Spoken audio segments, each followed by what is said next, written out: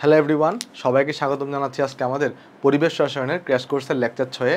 আশা করি তোমরা প্রথম 5টা লেকচার সবাই করে আসছো। আজকের লেকচার আমরা যেটা করবো সেটা হচ্ছে আমরা গতিবিদ্যা পার্টটা শেষ করে ফেলবো। এরপরে ওই যে এসিড বৃষ্টি, তারপরে তোমার ধরো নাইট্রোজেন ফিক্সেশন, ওজোন স্তর, এগুলো কিছু ছোটো ছোটো টপিক আছে, আমরা যেন এগুলো পড়ে ফেলবো আজকে, যাতে আমরা আগামী ক্লাসেই আমাদের এই চ্যাপ্টারটা শেষ করে ফেলতে পারি ওই যে তোমার এসিড ক্ষারক মতবাদ এবং বিওডি সিওডি ওগুলো পড়ার মাধ্যমে। সো চলো আমরা তাহলে শুরু করি লেকচার 6। আমরা তাহলে প্রথমে শুরু করবো হচ্ছে আমাদের এই যে টপিকটা দিই তার নাম হচ্ছে গতিতত্ত্ব অনুসারে গ্যাসের চাপের সমীকরণ, অর্থাৎ ওই যে ব্যাগ যেগুলো আছে সেগুলোর সমীকরণ দিয়ে শুরু করব। দেখো একটা আছে, এটাকে আমরা বলি আদর্শ গ্যাসের গতীয় সমীকরণ। প্রথম যে সমীকরণটা আমরা পড়বো তার নাম আমরা কি বলি, তাকে আমরা বলি আদর্শ গ্যাসের গতীয় সমীকরণ। তাহলে একে আমরা বলে থাকি আদর্শ গ্যাসের গতীয় সমীকরণ।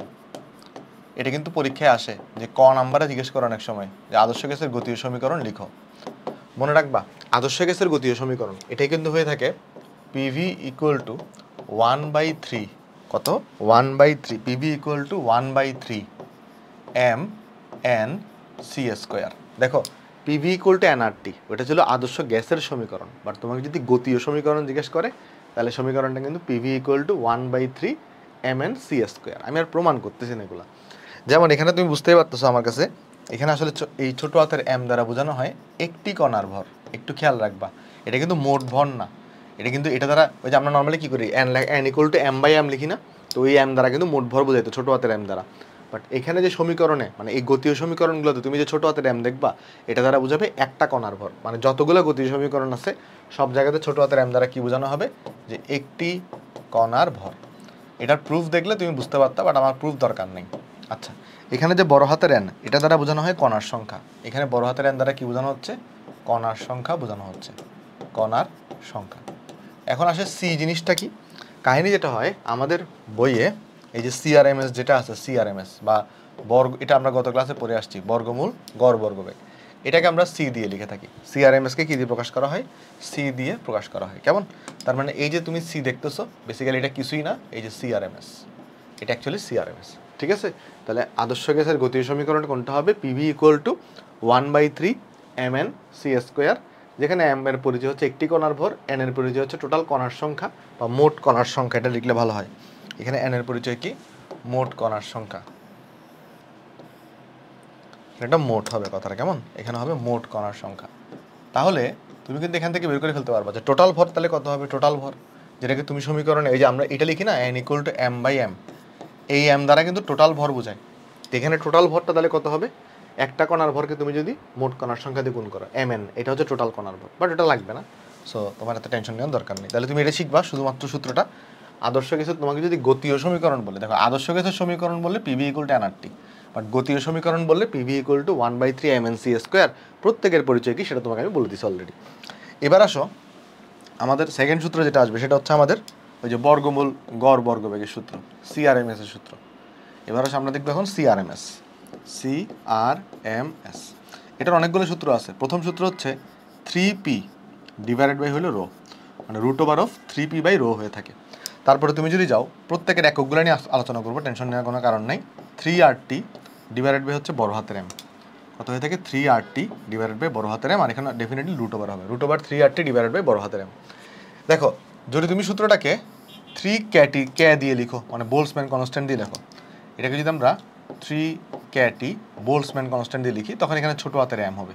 সবসময় মনে রাখবা যদি তুমি এখানে আর দিয়ে লেখো তাহলে বড় হাতের এম হয়, আর কে দিয়ে যখনই রিপ্লেস করবো তখন এখানে ছোটো হাতের এম হয়ে যাবে। আচ্ছা, তাহলে এগুলো হচ্ছে আমার কাছে মোটামুটি সূত্র। তাহলে এখন দেখো এইটাকে যদি আমরা একটু করে মানে তোমার ধরো এককগুলো দেখতে চাই, এখানে আসলে কোন এককগুলো ইউজ হয় দেখো। ফার্স্ট অফ অল সিআরএমএস, এটার এসআই একক কী হবে, ব্যাগের এসআই একক হচ্ছে মিটার সেকেন্ড ইনভার্স 1 সরি, তাহলে ব্যাগের এসআই একক কি, মিটার সেকেন্ড ইনভার্স 1। তাহলে সবগুলো কিন্তু এখানে এসআই এককে ইউজ করতে হবে। তার মানে এখানে পি এর একক তুমি কোনটা ইউজ করবা, পি এর একক ইউজ করবা নিউটন পার মিটার স্কোয়ার অথবা প্যাসকেল। রো এর একক তুমি কত ইউজ করবা, রো এর একক ইউজ করবা তুমি KG per metre cube use করবা। তারপরে তোমার দেখো এখানে এই আর এর তাহলে ভ্যালু কত বসাবা, আর এর ভ্যালু এসআই একক আর এর ভ্যালু কত হয় 8.314 হয়। আর টেম্পারেচার তো এসআই হোক যেটাই হোক কেলভিন এককে প্রকাশ করবা। আর এখানে যে বড় হাতের এম এটা তো আমাদের আণবিক ভর, এটা কি, এটা হচ্ছে আমাদের আণবিক ভর, বাট খেয়াল রাখবা এই আণবিক ভরটা কেজি এককে বসাইতে হয়। কোন এককে বসাইতে হয়, কেজি, কারণ এসআই এককে ভরের একক হচ্ছে কেজি। আচ্ছা, আবার এখানে তো কে এর মান তুমি জানো অলরেডি, কে এর মান হচ্ছে 1.38 গুণন টেন ইনভার্স অফ 23 বসাবে, এটা জুল এককে হইলে। টেম্পারেচার হচ্ছে এখানে কেলভিন এককে হবে, ঠিক আছে।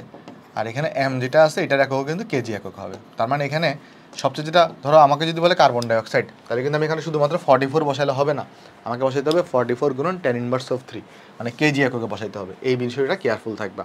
আচ্ছা, একটা শর্টকাট বানানো যায় এমসিকিউর জন্য, সেটা হইলো 157.9 ইকুয়াল, মানে এই সিআরএমএস ইকুয়াল টু এটা লেখা যায় যে 157.9 root over of T divided by বড় হাতের এম।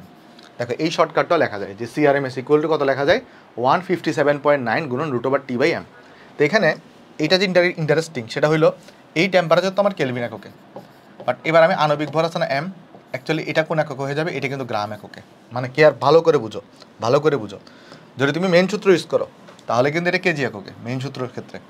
আর যখন তুমি শর্টকাটটা ইউজ করবা, শর্টকাটটা ইউজ করার সময় আমরা ওই এমটাকে গ্রামে আসলে কনভার্ট করে নিয়ে যাই। মানে এই যে 157.9 কোত্থেকে পাওয়া গেছে, এই 3R-কে লিখছি আমরা। দেখো তো এটাকে তুমি গ্রামে কীভাবে নিবা, এটাকে তোমার এখানে 1000 দিয়ে গুণ করা লাগবে, তাহলে জিনিসটা এমটা গ্রামে প্রকাশিত হবে। সো উপরে নিচে 1000 দিয়ে গুণ করো, তারপরে এই যে এম ইন্টু 1000, পুরাটাকে আমি তাহলে একটা ওই যে এম বলতে পারি, যেটা গ্রাম এককে প্রকাশিত। ওকে, আচ্ছা, এরপরে তোমার হচ্ছে এখানে আমাদের ওই যে ওই 1000-কে আবার 3R দিয়ে গুণ করে রুট ওভার করলে 157.9 চলে আসে। এত কিছু মনে রাখার দরকার নাই তোমার যেটা মনে রাখতে হবে, তুমি যদি এই সূত্র ইউজ করো তাহলে এম এর একক হচ্ছে কেজি, আর তুমি যদি এই সূত্র ইউজ করো তাহলে এম এর একক হচ্ছে গ্রাম। এটা তোমার জাস্ট মনে রাখতে হবে, বাকিগুলো তুমি স্কিপ করলেও পারবা আসলে। বাট এইটা যেটা দেখতেছি আমরা সূত্রটা, এই সূত্রটা আমরা শুধুমাত্র এমসিকিউর জন্য ইউজ করব। এই সিআরএমএস এর এই সূত্রটা শুধুমাত্র এমসিকিউতে ইউজ করবো, সিকিউতে ইউজ করলে এটা কেটে দিবে। সিকিউতে এটা যদি ইউজ করো তাহলে তোমাকে এটা কেটে দিবে, যেমন সেই যে আশা করি কেয়ারফুল থাকবা তুমি। এরপর দেখো, তোমাকে যদি বলে মোট গতিশক্তি, তোমাকে যদি বলে মোট গতিশক্তি, তোমাকে যদি বলে মোট গতিশক্তি, তাহলে দেখো ইকে এটা ইকুয়াল টু হয় 3/2 এনআরটি। আমরা যখন ফিজিক্সে পড়ি তখন এখানে আসলে যে স্বাধীনতার মাত্রাটা অনেক কিছু আনতে হয়, বাট আমরা এখানে আসলে শুধুমাত্র রৈখিক পার্টটাকে নিই, আমাদের এখানে স্বাধীনতার মাত্রায় কিছু নাই। ফিজিক্স এটাকে F/2 লেখা হয়, বাট আমরা কেমিস্ট্রি শুধু 3/2 এনআরটি মনে রাখবো, এফ মনে রাখার দরকার নেই, কারণ এখানে শুধু রৈখিক পার্টটাকে কনসিডার করা হয়। 3/2 আর এনআরটিকে আমি তাহলে পিভি লিখতে পারি, কেমন? সো সবসময় 3/2 ইউজ করবা, কোথায়? কেমিস্ট্রিতে। আচ্ছা, আরেকটা জিনিস জিজ্ঞেস করে, সেটা হচ্ছে গড় গতিশক্তি, বা এটাকে কণা প্রতি গতিশক্তিও বলে।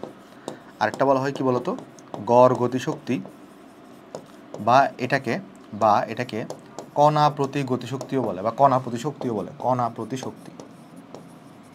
এটাকে আমরা ইকে, মানে অ্যাভারেজটাকে আমরা ইকে বার দিয়ে লিখি, আর এটা ইকুয়াল টু হয়ে থাকে 3/2 ক্যাটি, কে যেখানে বোল্টজম্যান ধ্রুবক, ঠিক আছে? 3/2 ক্যাটি। আচ্ছা, এখানে একটু এককগুলো নিয়ে একটু চিন্তা করতে হবে আমাদের। এখানে কি চিন্তা করতে হবে দেখো, সেটা হইলো এই যে আমাদের কাছে আছে এখানে ভাই যে তোমার ইকে, এটার একক কী হবে? এটার একক তো জুল, এটার একক জুল। এন এর একক তো তুমি জানো মোল। আর এর একক কত হবে? এখানে যেহেতু এসআই একক, তাহলে 8.314 বসাবো, আর টেম্পারেচার এখানে কত এককে বসাবো? কেলভিন এককে বসাবো।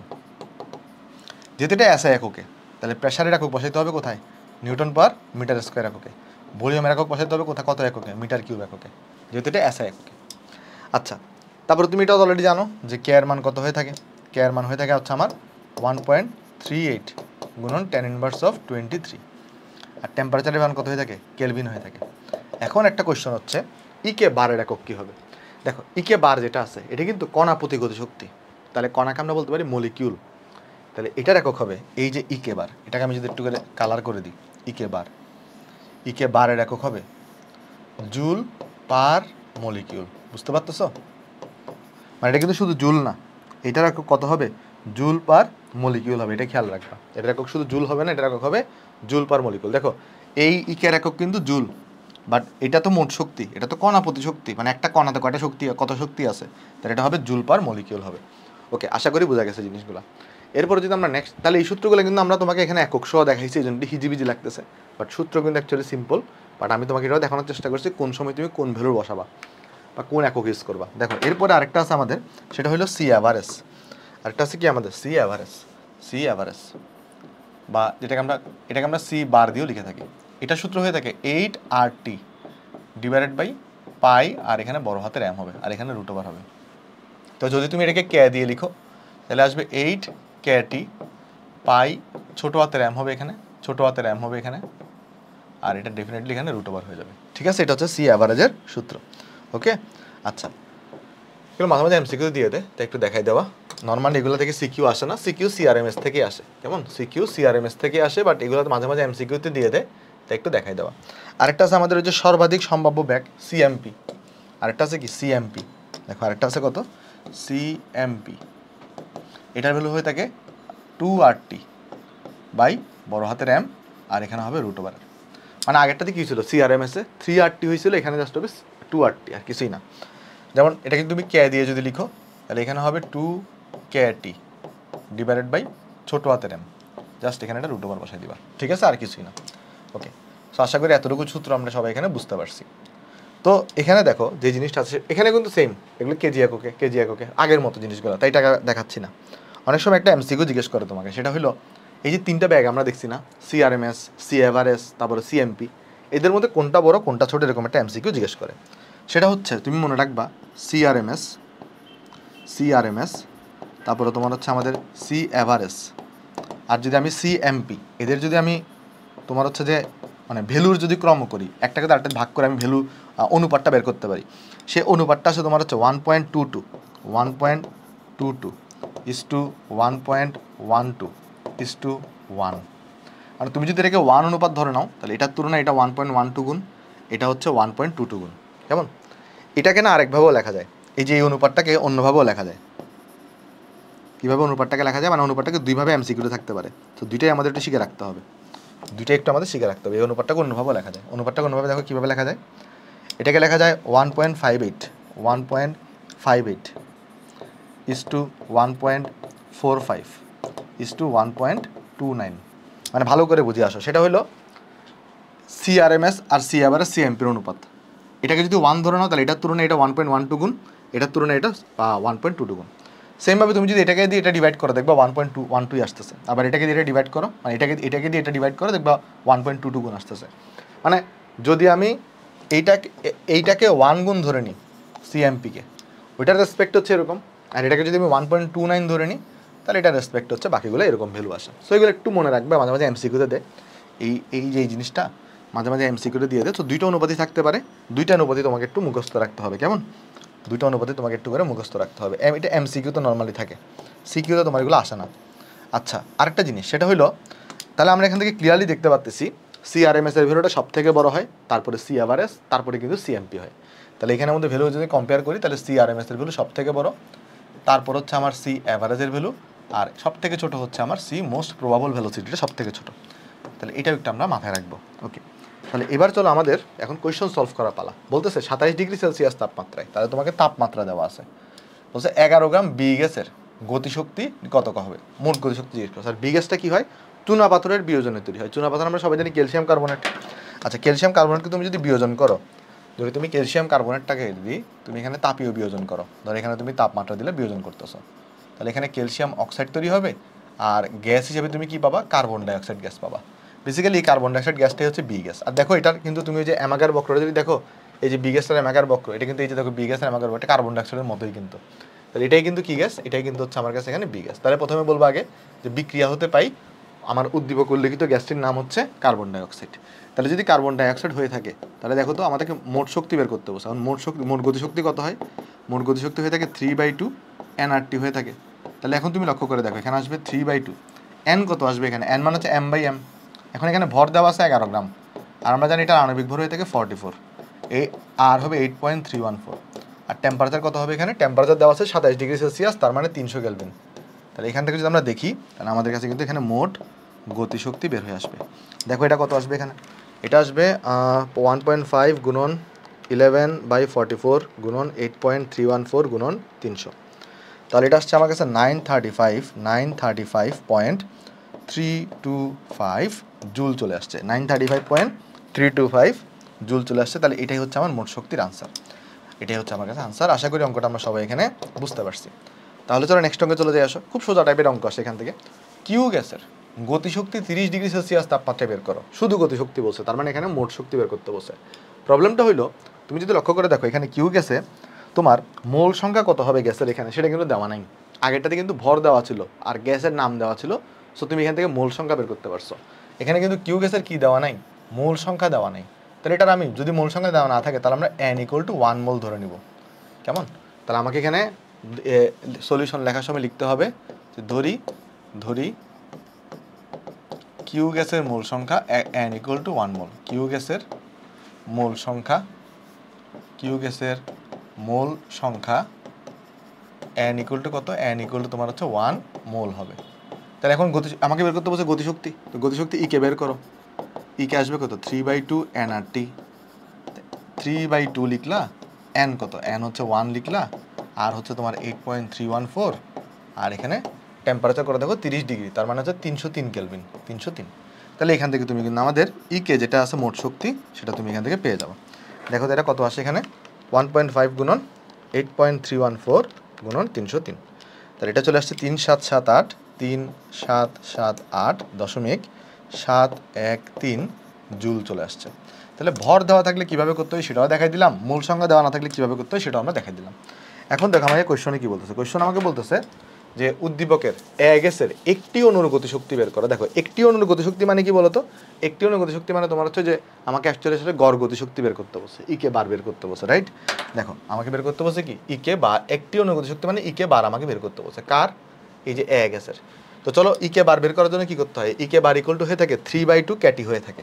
আমরা সবাই জানি সলিউশন যদি আমরা করি এখানে দেখো ই কে বার একটি অণুর গতিশক্তি। দেখো একটি অণুর যে গতিশক্তি আছে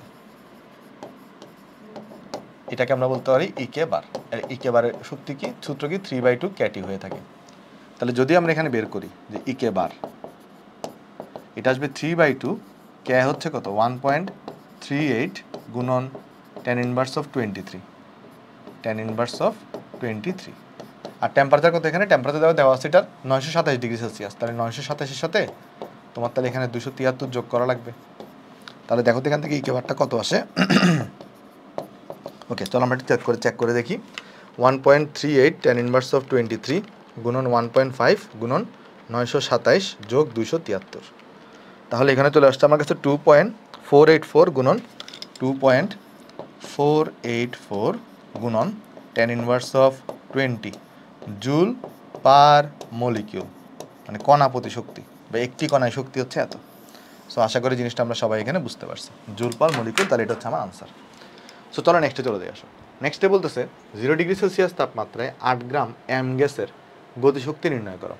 এখন একটা জিনিস লক্ষ্য করে দেখো, সেটা হলো আমাকে গতিশক্তি বের করার জন্য দুটো জিনিস দরকার। সেটা হচ্ছে একটা এন দরকার, একটা টেম্পারেচার দরকার। টেম্পারেচার অলরেডি দেওয়া আছে, এনটাকে সরাসরি দেওয়া নাই, এখানে n = m/m দিয়ে করতে হবে। সো অলরেডি তোমাকে ভর দেওয়া আছে, তাহলে আমাকে আণবিক ভর লাগবে। আণবিক ভর বের করার জন্য আবার একটা ইনফরমেশন তোমাকে এখানে দেওয়া আছে, দেখো। তাহলে আগে আমরা চলো আণবিক ভরটা বের করে ফেলি, কেমন? যেটা এম গ্যাসেরই। তাহলে চলো আমরা আণবিক ভরটাকে বের করি।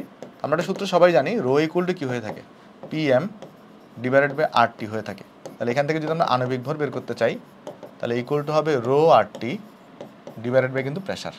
তাহলে এখন ডিভাইডেড বাই রো RT, হ্যাঁ ডিভাইডেড বাই প্রেশার, ঠিকই আছে। Rho RT divided by pressure, ঠিকই আছে।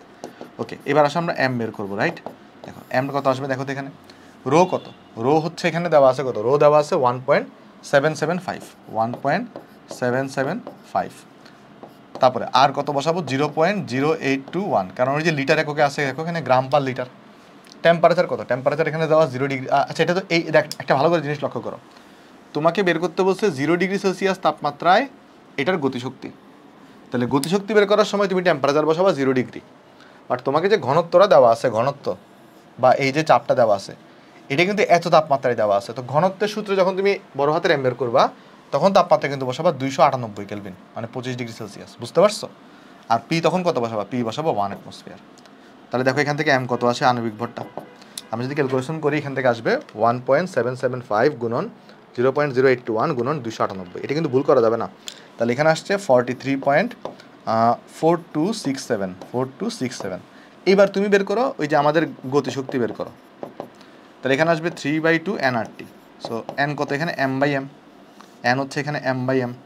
দেখো এম কত? এই বড় হাতের এম তো 43.4267, আর ছোট হাতের এম কত? 8। আর এখানে 8.314। আর টেম্পারেচার কত? টেম্পারেচার হচ্ছে 0 ডিগ্রি, তার মানে 273 কেলভিন। তাহলে এখানে আসবে দেখো 1.5 গুণন 8 ডিভাইডেড বাই 43.4267 গুণন 8.314 গুণন 273। তাহলে এখানে চলে আসছে আমার কাছে 627.187 জুল চলে আসছে। সেটা হচ্ছে আমার কাছে এখানে আনসার। আশা করি এই অঙ্কটা সবাই এখানে বুঝতে পারছি। তাহলে চলো আমরা নেক্সটে চলে যাই। আসো নেক্সট আমাকে বলতেছে পাত্রের গ্যাসের বর্গমূল গড় বর্গ গতিবেগ। তার মানে এখানে সিআরএমএস বের করতে বলছে। কার বের করতে বলছে? পাত্রে যে গ্যাস আছে তার। এখন তুমি লক্ষ্য করে দেখো, সিআরএমএস বের করার জন্য কয়েকটা সূত্র আছে। যদি তোমার যদি ঘনত্ব চাপ দেওয়া থাকে তাহলে একটা কথা, এখানে কি ঘনত্ব দেওয়া আছে? না। তাহলে এখানে আমাকে বের করতে হবে কি দিয়ে? ওই যে 3RT বাই তোমার হচ্ছে বড় হাতের এম দিয়ে বের করতে হবে। খেয়াল করে দেখো, টেম্পারেচার দেওয়া, প্রেশার দেওয়া, ভর দেওয়া, আয়তন দেওয়া। তাহলে এখান থেকে আগে এমটা বের করবো আমরা। তাহলে যদি আমরা বের করতে চাই সলিউশনে, তাহলে এখানে দেখো আমরা জানি পিভি ইকুয়াল টু এনআরটি। এনকে আমি লিখতে পারি ছোটো হাতের এম বাই বড় হাতের এম আরটি। তাহলে আমার আগে বের করতে হবে সর্বপ্রথম আগে এখানে বড় হাতের এম বের করতে হবে। তো বড় হাতের এম ইকুয়াল টু আসবে এমআরটি বাই এখানে আসবে পিভি। তো ভ্যালুগুলো এখানে বসাই দিয়ে আসো। তাহলে আমরা এখান থেকে বড় হাতের এম পেয়ে যাব। দেখো কত আসে এখানে, এম কত? এখানে এম দেওয়া 0.84 এটা ছোটো হাতের এম দেওয়া। আর বসাবো এখানে 0.0821 বসাবো। টি কত? টি দেওয়া 20 ডিগ্রি সেলসিয়াস, মানে কত? 20 যোগ 273 কত? 293 আসবে। পিভি প্রেশার কত? 0.97। আর ভলিউম কত? 400 ml, মানে 0.4 লিটার, কারণ লিটার এককে লিখতে হবে। তাহলে এখান থেকে তোমার এম পেয়ে যাবো তুমি। দেখো তো কত আসে এটা, 0.84 গুণন 0.0821 গুণন 293 ডিভাইডেড বাই 0.97 গুণন 0.4। তাহলে এটা আসছে 52.078। তাহলে এটা আসছে আমার কাছে এম। এখন আমাকে বের করতে বলছে সিআরএমএস। তো সিআরএমএস এর সূত্র আমরা কি জানি সবাই? ওই যে 157.9 এটা দিয়ে করলে কিন্তু হবে না, এখানে করতে হবে ফুল 3RT বাই বড় হাতের এম এটা দিয়ে। তাহলে এখানে √। তাহলে দেখো এইখানে কত বসাবো ভ্যালু এবারে? 3। আর বসাবা তুমি 8.314। দেখো তো সিআরএমএসটা কত তাপমাত্রা বের করতে বলছে? না, শুধু পাত্রে মানে তাপমাত্রা, তাহলে এই যে এটাই হবে 293 হবে। বাট এম কত বসাবা? এটা 52.078 যেটা, এটা কিন্তু গ্রামে। তাহলে এখানে কিন্তু 10⁻³ দিয়ে গুণ করে কেজিতে নেওয়া লাগবে। তারপরে তুমি এখানে √। বসাবা। বুঝছো? কেজিতে নেওয়া লাগবে। এই যে কেজিতে নিছি, কেজিতে নেওয়ার জন্য এই কেজিতে নেওয়ার জন্য বেসিক্যালি কী করা লাগছে? 10⁻³ দিয়ে গুণ করা লাগছে। তাহলে দেখো এখান থেকে চলে আসবে এবার কত?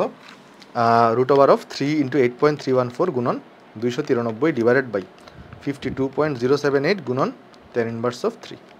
তাহলে এটা চলে আসছে আমার কাছে 374.6 374.604 মিটার পার সেকেন্ড। তাহলে এটা হচ্ছে আমার কাছে এখানে আনসার। ঠিক আছে? তো আশা করি অঙ্কটা আমরা সবাই এখানে বুঝতে পারছি। তাহলে এটা হচ্ছে আমার আনসার। তারপর যাই, দেখো বলতেছে, দেখো যত টাইপের সিকিউ হইতে পারে, যত টাইপের এমসিকিউ হইতে পারে, আমরা কিন্তু টেস্ট করতে সবই কভার করে দিচ্ছি বোর্ড স্ট্যান্ডার্ডভাবে। ওআই গ্যাসটির, তাহলে এটা ওআই গ্যাস আছে, তার এসটিপিতে এত তোমার যদি ঘনত্ব হয়, দেখো ভালো করে লক্ষ্য করে দেখো, ঘনত্ব দেওয়া আছে। কি দেওয়া আছে এখানে? ঘনত্বটা দেওয়া আছে। আর এসটিপি বলা আছে, তাহলে তুমি প্রেশারও জানো। এখন দেখো এসটিপিতে আমরা যদি যাই, এসটিপিতে প্রেশার ইকুয়াল টু কত হয়ে থাকে? প্রেশার ইকুয়াল টু হয়ে থাকে 1 অ্যাটমসফিয়ার। বাট যখন তুমি আরএমএস বের করবা তখন তোমাকে এস একক নিতে হবে, অর্থাৎ 1.01325 গুণন 10⁵ নিউটন পার মিটার স্কোয়ার। আবার ঘনত্ব দেওয়া আছে কত? দেখো এখানে ঘনত্ব দেওয়া 1.25 গ্রাম পার লিটার। আর আমরা কিন্তু জানি সবাই যে গ্রাম পার লিটারকে আমি কত লিখতে পারি? KG per metre cube. তার এটাকে লিখতে পারি কিন্তু আমি 1.25 কেজি পার মিটার কিউব। ঘুমতে ঘুরছি তো তাই গলার অবস্থা খারাপ। দেখো যাই হোক, তাই এখানে আমরা এখন বের করবো কি? সিআরএমএস। সিআরএমএস কত আসবে? এই যে 3P বাই হচ্ছে রো। কারণ এখন আমাদের এডমিশন বেচগুলোতে এত বেশি প্রেশার যাচ্ছে, মানে রেগুলার ক্লাস তো, এডমিশনের ক্লাস, তারপরে তোমার ধরো সাইকেলের ক্লাস, হ্যাঁ 27-এর ক্লাস, 26-এর ক্লাস এখন শুরু হবে, পরিমাণগত রসায়ন। সো এই জন্য একটু প্রেশার যাচ্ছে জন্য ভাই একটু অনেক বেশি দুঃখিত, রেগুলারলি ক্লাস দিতে পারতেছি না আসলে। কারণ একটা জিনিস হচ্ছে, যাদের কাছ থেকে টাকা নিছে আমরা তাদেরকে তো আগে অবশ্যই মানে তাকে টাইমলি সার্ভিসটা দিতে হবে, তাই না? টাইমলি ক্লাসগুলো তাকে দিতে হবে। ওকে, সেই জন্য একটু ডিলে হচ্ছে ক্র্যাশ কোর্সে, তবে শেষ করে দিব তোমাদের পরীক্ষার আগেই সবগুলো চ্যাপ্টার ফ্রিতেই ক্র্যাশ কোর্সে। মানে বোর্ড স্ট্যান্ডার্ডভাবে যা যা লাগে, যতটুকু লাগে কেমিস্ট্রিতে, সবগুলোই তুমি এই যে ক্র্যাশ কোর্স এখানের মধ্যে পেয়ে যাবা। দেখো 3P এখানে কত তাহলে বসাবা? এই যে 1.01325 গুণন 10⁵ ডিভাইডেড বাই হচ্ছে রো কত? রো হচ্ছে 1.25। কারণ এই মুহূর্তে তোমার সাইকেলের 30-32টা ক্লাস করা আসলেই পসিবল না। বাট কারো যদি কোনো চ্যাপ্টার প্রবলেম থাকে, সেই ক্র্যাশ কোর্স দেখে কিন্তু তার ওই চ্যাপ্টারগুলো তুমি হচ্ছে কমপ্লিট করে ফেলতে পারবা। এছাড়াও তোমার জন্য আরেকটা ভালো অপশন কি, সেটা হলো আমাদের এফআরবি কোর্স। কারণ আমাদের এফআরবি কোর্স আমরা যেটা করি, মানে ধরো এখানে মানে এফআরবি কোর্সে যেটা হবে, সব সাবজেক্টই কিন্তু এরকম কম্প্যাক্ট ওয়েতে তোমাকে পড়াই দেওয়া হবে। ওকে, সো তুমি একটা কোর্স জায়গাতেই সব আসলে পেয়ে যাবা। ওকে, তো দেখো তাহলে এইখানে তাহলে এটা কত আসবে দেখো তো, এখানে এটা আসবে √3 × 1.01325 গুণন 10⁵ ডিভাইডেড বাই 1.25। তোমার একটু মার্কেটিং করে দিলাম আর কি, কিন্তু মার্কেটিং না, অ্যাকচুয়ালি আমরা এফআরবি কোর্সে অনেক বেশি ইফোর্ট দিই তোমাদের জন্য, যাতে আসলে তোমরা এইচএসসিতে মানে খুব ভালো একটা রেজাল্ট তোমরা করতে পারো মিটার/সেকেন্ড। তাহলে এটা আসছে 493.132। যারা যারা এখনও চিন্তা করতেছে যে ভাই আমার তো কিছু চ্যাপ্টার বাকি আছে, বা আমার তো একটু ভালো করে পড়তে হবে এইচএসসির জন্য, এফআরবি কোর্স তোমার জন্য একটা সলিউশন হতে পারে, বেস্ট সলিউশন। তারপর দেখো বলতেছে পাত্র একের গ্যাসটির গতিশক্তি নির্ণয় করো। তাহলে পাত্র একে কে আছে? ক্লোরিন গ্যাস আছে। সো ক্লোরিন গ্যাসের এখানে টেম্পারেচার দেওয়া, ভর দেওয়া, সেটা তো তুমি ইজিলি বের করতে পারবা। দেখো আমি যদি তোমার সলিউশন এখানে করে দিই, দেখো গ তুমি নিজেই পারবা, গ তোমার বাড়ি কাজ, গ তুমি নিজেই পারবা, গ তোমার বাড়ি কাজ, গ আমি করে দিচ্ছি না, কেমন? এই যে গ যেটা আছে এটা তুমি কিন্তু বাড়ি কাজ। কেন? কারণ এই যে ক্লোরিনে তুমি আণবিক ভর জানো, জাস্ট সিম্পল তুমি গতিশক্তি বের করবা। এখন বলছে পাত্র 2 এর যে গ্যাসের তাপমাত্রা কত পরিবর্তন করলে উদ্দীপকের গ্যাস দিয়ে আরএমএস ব্যাগটা সমান হবে। আচ্ছা বলতেছে কি, দেখো পাত্র 2 এর গ্যাসের তাপমাত্রা কত পরিবর্তন করলে উদ্দীপকের গ্যাস দিয়ে আরএমএস ব্যাগ সমান হবে। তার মানে আমাকে দেখতে হবে ফার্স্ট অফ অল, দেখো এ গ্যাসটা কি? এ গ্যাসটা হচ্ছে চুনা পাথরের বিয়োজনের মাধ্যমে পাওয়া যায়। এ গ্যাসটা আমি কেমনে পাবো? এ গ্যাসটা আমি পাবো চুনা পাথরের বিয়োজনের মাধ্যমে। তাহলে আমার কোয়েশ্চনে বলতেছে এই যে দুইটারই আর আগে দেখতে হবে কোন এ গ্যাসের কোন তাপমাত্রায় দুইটার আরএমএস ব্যাগ সমান হয়, সেটা আগে দেখতে হবে। তারপরে দেখার পর আমি দেখবো ওই তাপমাত্রাটা কি 15 থেকে বেশি নাকি 15 থেকে কম, তখন আমি ওই তাপমাত্রা চেঞ্জ করব। ঠিক আছে? আচ্ছা দেখো কোয়েশ্চনটা বুঝতে পারছো কিনা। কোয়েশ্চনে বলতেছে পাত্র 2 এর যে গ্যাসের তাপমাত্রা কত পরিবর্তন করলে। আগে দেখি আসো যে আমি ধরে নিচ্ছি যে পাত্র 2 এর যে এ গ্যাস আছে তার তাপমাত্রা যদি টি হয়ে থাকে, তাহলে পাত্র 1 এবং পাত্র 2 এর গ্যাসের সিআরএমএস সমান হবে। তাহলে এখানে আমি লিখতে পারি ধরি সলিউশনে যে ধরি পাত্র 2 এর গ্যাসের তাপমাত্রা T2 হলে পাত্র 1 এবং পাত্র 2 এর গ্যাস দ্বয়ের পাত্র 1 ও পাত্র 2 এর গ্যাস দ্বয়ের পাত্র 2 এর গ্যাস দ্বয়ের পাত্র 2 এর গ্যাস দ্বয়ের সিআরএমএস সমান হবে। ওকে, সো দেখো তার মানে কি দাঁড়াচ্ছে জিনিসটা, যে সিআরএমএস অফ পাত্র 1 এটা ইকুয়ালটা আমরা বলতেছি সিআরএমএস অফ পাত্র 2। এখন তুমি লক্ষ্য করে দেখো, প্রথম পাত্র তো তোমার কাছে এখানে ওই যে টেম্পারেচার দেওয়া আছে, আবার এটা আণবিক ভরও জানি। তাহলে যদি বের করতে চাই, দেখো তো একটা জিনিস, এখানে অ্যাকচুয়ালি কিন্তু 3R লেখার দরকার নেই, তারপরে তুমি লিখো, সমস্যা নেই। √অফ মানে √ও লেখার দরকার নেই, কারণ √ও তো 2 সাইড থেকে কাটাকাটি যাবে। 3R এটা এরকম থাকুক। পাত্র 1 টেম্পারেচার কত? 293 কেলভিন। পাত্র 1 আণবিক ভর দেওয়া আছে কত? আমরা জানি 71 হয়ে থাকে। 35.5 করে তাহলে 2 দ্বিগুণ করে 71 ইকুয়াল টু √অফ এখানে তাহলে কত আসবে? 3RT। তাহলে এখানে আমি লিখে দিচ্ছি 3RT2 লিখে দিছি। আর এখানে আণবিক ভর কত? 44। বাট ওই যে তুমি যদি বলো যে ভাই এখন আপনি তো ইয়া করেন নাই কেন, কেজি এককে নেন নাই কেন, তো কেজি একে না নেওয়ার তুমি চালিয়ে নিতে পারো দুইটাতেই। তাহলে tan−3 দিয়ে গুণ দাও, তাহলে এটা আসলে কাটাকাটি যাবে। এখানেও tan−3 দিয়ে গুণ দাও, এখানেও tan−3 দিয়ে গুণ দাও, দুইটাতেই বোথ সাইডে কাটাকাটি যাবে। তাহলে আলটিমেটলি কী থাকবে এখানে?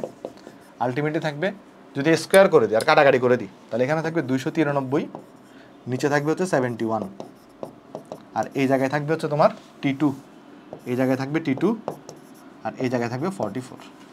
তাহলে এই জায়গা থেকে তুমি কিন্তু T2টা পেয়ে যাবা। দেখো তো T2 কত আসে এখানে? T2 আসবে 293 × 44, 93 × 44 ডিভাইডেড বাই 71। তাহলে এটা আসবে 181.577 কেলভিন।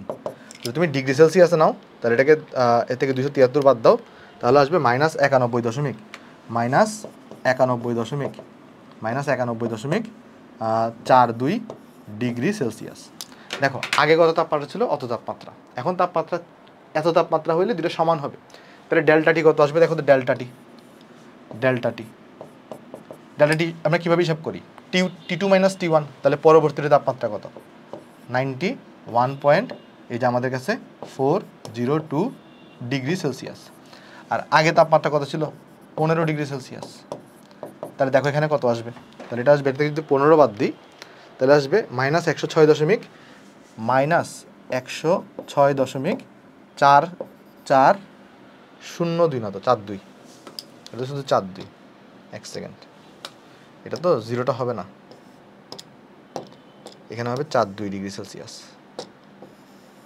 ওকে, তাহলে এটা চলে আসছে কত, এটা চলে আসছে -106.42 ডিগ্রি সেলসিয়াস, -106.42 ডিগ্রি সেলসিয়াস। অর্থাৎ তাহলে আমরা কি বলবো এখানে, অর্থাৎ তাপমাত্রাকে এতটুকু হ্রাস করলে তোমার 2 পাত্রের গ্যাসের তাপমাত্রা সমান হবে। তাহলে তাপমাত্রা হ্রাস করতে হবে কতটুকু, তাহলে তাপমাত্রা হ্রাস করতে হবে, কত তাপমাত্রা হ্রাস করতে হবে, এই যে -106.42 ডিগ্রি সেলসিয়াস। তাহলে এটাই হচ্ছে আনসার। তুমি যদি এত তাপমাত্রাকে হ্রাস করো তাহলেই কি হবে, 2 পাত্রের গ্যাসের সিআরএমএস ব্যাগটা সমান হবে। আশা করি বুঝতে পারছি। তারপর যে এসটিপিতে গ্যাসের আরএমএস ব্যাগ বের করো। দেখো এসটিপিতে কি দেওয়া আছে কোয়েশ্চেনের মধ্যে, এসটিপিতে যদি আমি আরএমএস ব্যাগ বের করতে চাই, দুইটা গ্যাসেরই, এ গ্যাসেরও বের করতে হবে, বি গ্যাসেরও বের করতে হবে। ওকে, দেখো এখানে কিন্তু আণবিক ভরগুলো দেওয়া আছে, তাহলে তো ইজি জিনিসটা। সলিউশন যদি করি আমরা এখানে, দেখো তাহলে first of all A gas যেটা, সূত্র কি, সিআরএমএস ইকুয়াল টু √3RT, √, কত 3RT ডিভাইডেড বাই হচ্ছে বড় হাতের এম। এখন এসটিপিতে আমি টেম্পারেচার জানি, জাস্ট এম, প্রত্যেকের এমও দেওয়া আছে এখানে। দেখো এ গ্যাসের জন্য তাহলে সিআরএমএসটা কত হবে, এখানে আসবে তাহলে 3, আর এ ভ্যালু বসাবা 8.314। এসটিপিতে টেম্পারেচার হয়ে থাকে কত 273, আর এ গ্যাসের জন্য আণবিক ভর কত হবে 40, তাহলে এটাকে তুমি জাস্ট কেজিতে নিবা, তাই 10⁻³ দিয়ে মাল্টিপ্লাই করবা, তাহলে দেখো এটা চলে আসবে এখানে আমাদের মিটার পার সেকেন্ডে। কত আসে দেখো, এটা √3 × 8.314 গুণন 273 ডিভাইডেড বাই 40 গুণন 10⁻³ তাহলে এটা চলে আসবে 412 তোমার হচ্ছে 588 জুল চলে আসছে, সরি জুল না, মিটার পার সেকেন্ড। সো এটা হচ্ছে আমার এ গ্যাসেরটা। সেমভাবে তুমি এখানে কি পেয়ে যাবা, বি গ্যাসেরটাও পেয়ে যাবা। তাহলে বি গ্যাসটা যদি বের করতে চাও তাহলে বি গ্যাসটা তোমার বাড়ির কাজ থাকবে, বি গ্যাসটা তুমি নিজে বের করবা, সেম জিনিস, কেমন, জাস্ট তুমি নিজে বের করবা। তারপর যে বলছে কি, গ্যাসের গতিশক্তি কার উপর নির্ভর করে। দেখো তো আমরা গতিশক্তির সূত্র কি জানি, গতিশক্তির মেইন সূত্র যেটা সেটা জানি হচ্ছে আমরা 3/2 nRT। আবার এনকে তুমি যদি একটু মডিফাই করো তাহলে পাবা 3/2 m ভাগের বড় হাতের এম RT। তার মানে এই যে আণবিক ভরের উপর ডিপেন্ড করে গ্যাসের টেম্পারেচার, তার উপরে ডিপেন্ড করে। তা আণবিক ভর যত বেশি হবে গতিশক্তি তত কম হবে, যত বড় হবে এটা তত এটা ছোট হবে। তার মানে এখানে দুইটা জিনিসের উপর ডিপেন্ড করে। এই আণবিক ভর এটা আসলে গ্যাসের প্রকৃতি নির্দেশ করতেছে, গ্যাসের প্রকৃতি। আর মানে যদি এম বড় হয় তাহলে গ্যাসটা ভারী হবে, এম ছোট হলে গ্যাসটা হালকা হবে। আর এই টি হচ্ছে তোমার তাপমাত্রা। তাহলে এই যে আমাদের কাছে আছে এই তোমার গতিশক্তি কার উপর ডিপেন্ড করে, তাপমাত্রা এবং গ্যাসের প্রকৃতির উপর ডিপেন্ড করে। তাহলে তাপমাত্রা এবং গ্যাসের প্রকৃতি এটার উপর ডিপেন্ড করে। কেমন ভাই, প্রেসার আর ভলিউমের উপর ডিপেন্ড করে না। ব্যাপারটা কি, এটা হচ্ছে মেইন সূত্র, পরে হচ্ছে এখান থেকে পিভি লেখা যায়, মানে এটা সমীকরণ অনুযায়ী। বাট গতিশক্তির মেইন সূত্র কিন্তু এইটা, বুঝছো। গতিশক্তি সরাসরি টেম্পারেচার আর মোল সংখ্যার মধ্যে যে আণবিক ভর তার সাথে সম্পর্কিত। পরে এনআরটি কি ইকুয়াল টু পিভি লেখা যায়, বাট সেটা হচ্ছে যে ম্যাথমেটিক্যালভাবে আসে। বাট গতিশক্তির মেইন সূত্র কিন্তু আমাদের এটা, এই জন্য তাপমাত্রা এবং গ্যাসের প্রকৃতির উপর ডিপেন্ড করবে। তারপরে স্থির চাপে গ্যাসের যে গতিবেগ সেটা কি, ঘনত্ব কীরকম হবে দেখো।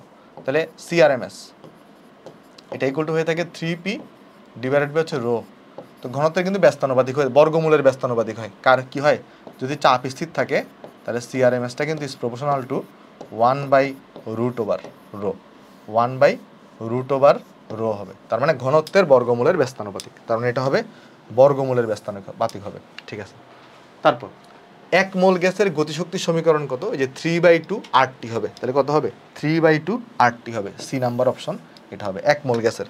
তুমি যদি কি করো এখানে এই যে গতিশক্তি ইকে বের করো, এখানে জাস্ট 3/2 বসাও, এন তো তুমি এখানে 1 বসাবা, জাস্ট তুমি এখানে RT পাবা, 3/2RT পাবা। তারপর এত তাপমাত্রায় এত গ্রাম গ্যাসের গতিশক্তি কত জুল হবে, দেখো খেয়াল করে দেখো। তাহলে এখানে আমি যদি ইকে বের করতে চাই তাহলে এখানে 3/2 বসাইলাম, 8 ভাগের এখানে হচ্ছে 16 হবে, আর এখানে হবে আর হচ্ছে 8.314, টেম্পারেচার আসবে 300 কেলভিন। তাহলে দেখো তো এখানে কত আসে এই ভ্যালুটা, তাহলে কত আসে দেখো এখানে, এটা আসবে 1.5 গুণন 0.5 গুণন 8.314 গুণন 300। সো এটা চলে আসবে 1870.65। তাহলে বি নাম্বার হচ্ছে তোমার কাছে এখানে আনসার। তাহলে বি নাম্বার হচ্ছে আমার কাছে এখানে আনসার। তারপর বলতেছে কোন তাপমাত্রায় একটি অণুর গতিশক্তি শূন্য হয়? আমরা সবাই জানি পরম শূন্য তাপমাত্রাতে গতিশক্তি কী হবে? শূন্য হবে। কারণ কেন? আমরা সবাই জানি ই কে ইকুয়াল টু 3/2 nRT। তো তুমি যদি পরম শূন্য তাপমাত্রায় কী হয়, টেম্পারেচার তো 0 কেলভিন হয়ে যায়, তাহলে তখন গতিশক্তি কত হয়ে যাবে? গতিশক্তি হয়ে যাবে 0 জুল। তাহলে এখানে এই 0 কেলভিনটা কত তাপমাত্রা? 0 কেলভিন 0 কেলভিন তো নাই, তাহলে এটা হবে -273। এটা তাহলে কাজ করো, এটারে কে বানাই দাও। এটা অপশন আসলে আমার টাইপিস্ট মিস্টেক করছে কোনো একটা জায়গায়, এটা 0 কেলভিন হবে। কেমন? এটা কে হবে 0 কেলভিন, এটা হবে কে 0 কেলভিন। তাহলে এই 0 কেলভিন তাপমাত্রাতে কি হবে? আমার গতিশক্তিটা শূন্য হবে। তারপর এত তাপমাত্রায় তোমাকে বলতেছে 2 মোল হাইড্রোজেনের গড় গতিশক্তি কত হবে? গড় গতিশক্তি। তাহলে গড় গতিশক্তি কীভাবে বের করে? গড় গতিশক্তি বের করে ই কে বার ইকুয়াল টু 3/2 ক্যাটি দিয়ে। তাহলে এখানে করবা কি? তখন 3/2 করবা, তারপরে তুমি এখানে কে এর মান বসাও, সেটা হচ্ছে 1.38 গুণন 10⁻23, আর এরপরে টেম্পারেচার করে দেওয়া 298। দেখো এই ভ্যালুটা কত আসে আগে, কারণ এখানে একটা করে কাহিনী হয়, আমি তোমাদের বলতেছি কাহিনীটা কি। আগে এটা বের করো তো কত আসে, দেখো এটা বের করো কত আসে। 1.5 গুণন 1.38 গুণন 10⁻23 গুণন আসবে 298। তাহলে আসছে 6.1686 গুণন 10⁻21 জুল পার মলিকিউল। বাট খেয়াল করে দেখো কোনো অপশনেই কিন্তু এই ভ্যালুটা দেওয়া নাই, কোনো অপশনেই কি নেই, এই ভ্যালুটা দেওয়া নাই। তার মানে যদিও তোমাকে বলছে গড় গতিশক্তি, অ্যাকচুয়ালি অপশন এগুলো কিন্তু মোট গতিশক্তি দেওয়া। সো তোমাকে তখন কি করতে হবে? তুমি না দাগায় আসলে হবে না।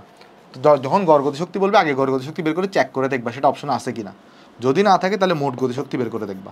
মোট গতিশক্তি কত আসবে? 3/2 nRT। এন এখানে কত? 2 মোল, তাহলে এন এখানে 2 বসাও, আর এখানে 8.314 বসাও, আর টেম্পারেচার এখানে তুমি 298 বসাও। মানে প্রথমে আগে চেক করবা যে গড় গতিশক্তির অ্যাকচুয়ালি আছে কিনা, না থাকলে হচ্ছে এই নিয়ম। এরপরে তুমি মোট গতিশক্তিটা বের করবা। তাহলে এটা আসবে 7432.716 জুল। এটা আছে অপশনে 7 আছে, 3 নম্বর অপশনে আছে, এটা আছে 3 নম্বর অপশনে। সো 3 নম্বরটা তুমি এখানে কারেক্ট আনসার হিসেবে দেখাবা। তারপর বলছে এত তাপমাত্রায় এত গ্যাসের গড় গতিশক্তি কত? সেম কথা, আগে তুমি ওই যে কি করবা, গড় গতিশক্তি বলছে, তাহলে তুমি আগে ইকে বারটা বের করে দেখো যে ইকে বারটার সাথে মিলে কিনা, ইকে বারটা মিলে কিনা দেখো আগে। চলো আমি ক্যালকুলেটারে করি আসো নর্মালি। তাহলে এই যে 3/2 ইন্টু ক্যাটি 1.38 10⁻23 টেম্পারেচার কত? 300। দেখো মিলবে না, স্বাভাবিক, কারণ এগুলো দেখো এগুলো সবগুলো বড় ভ্যালু, বাট এটা তো ইনভার্স আসবে অনেক, 20 ইনভার্সে আসতেছে। মানে ইকে বারের ভ্যালু আসতেছে 6.21 গুণন 10⁻21 জুল পার মলিকিউল। বাট দেখো এটা কোনো অপশনে নাই, তাহলে অ্যাকচুয়ালি আমাকে কি করতে হবে? এখানে মোট গতিশক্তিটা বের করতে হবে। তো মোট গতিশক্তি বের করে দেখে আসো।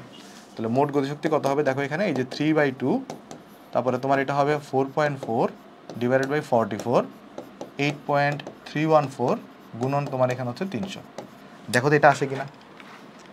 1.5 গুণন 4.4 বাই 44 ইন্টু 8.314 গুণন 300। সো এটা আসবে 374.13। এটা কোনো অপশন আছে? আছে। এইটা হবে জুল। ভালো করে লক্ষ্য করে দেখো এখানে যেটা রেজাল্ট আসছে যে 374.13, এটা কিন্তু জুল এককে আছে। সো এটা জুল হবে তোমার এখানে আনসার। ঠিক আছে, আশা করি এটা আমরা বুঝতে পারছি। তারপর যে এত গ্রাম গ্যাসের গড় গতিশক্তি বের করো। দেখো বুঝতেই পারতেছো এখানে যে এগুলো কিন্তু ইনভার্স। দেখো একটা জিনিস তোমাকে আমি বুঝাই বলি, তুমি কীভাবে বুঝবা যে এটা গড় গতিশক্তি নাকি মোট গতিশক্তি? অপশনে দেওয়া আছে। গড় গতিশক্তি হলে ভ্যালুটা অনেক ছোট আসবে, ইনভার্স 21, 20 এই রেঞ্জে আসবে।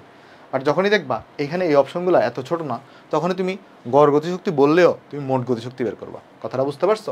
সো বুঝেই গেছো তোমাকে এখন এখানে গড় গতিশক্তি বের করে লাভ নাই, তোমাকে মোট গতিশক্তি বের করতে হবে। তাহলে এটা আসবে 3/2, এই এন হচ্ছে কত? 14/28, তাহলে আর হচ্ছে 8.314, আর টেম্পারেচার কত? টেম্পারেচার হচ্ছে 298। তাহলে এবার বের করে দেখো এখানে কত আসে।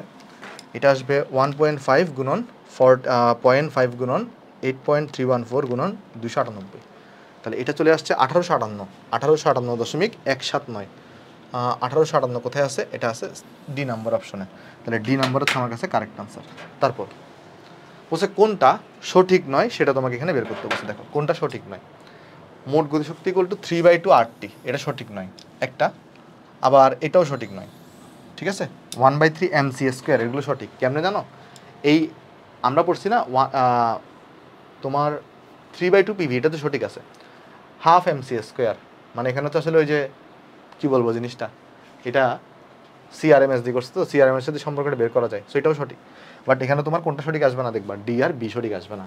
ওকে, যাই হোক, দেখো এরপরে কক্ষ তাপমাত্রায় N2 এর একটি অণুর গতিশক্তি কত আর্ক। দেখো ভালো করে লক্ষ্য করো, এবার কিন্তু তুমি যদি লক্ষ্য করো অপশনগুলো দেখবা যে এখানে ইনভার্স আকারে দেওয়া আছে, সো এবার কিন্তু এটা চান্স আছে গড় গতিশক্তি বের করতে বসে। সো গড় গতিশক্তি বের করি আসে, একটি অণুর গতিশক্তি বা গড় গতিশক্তি।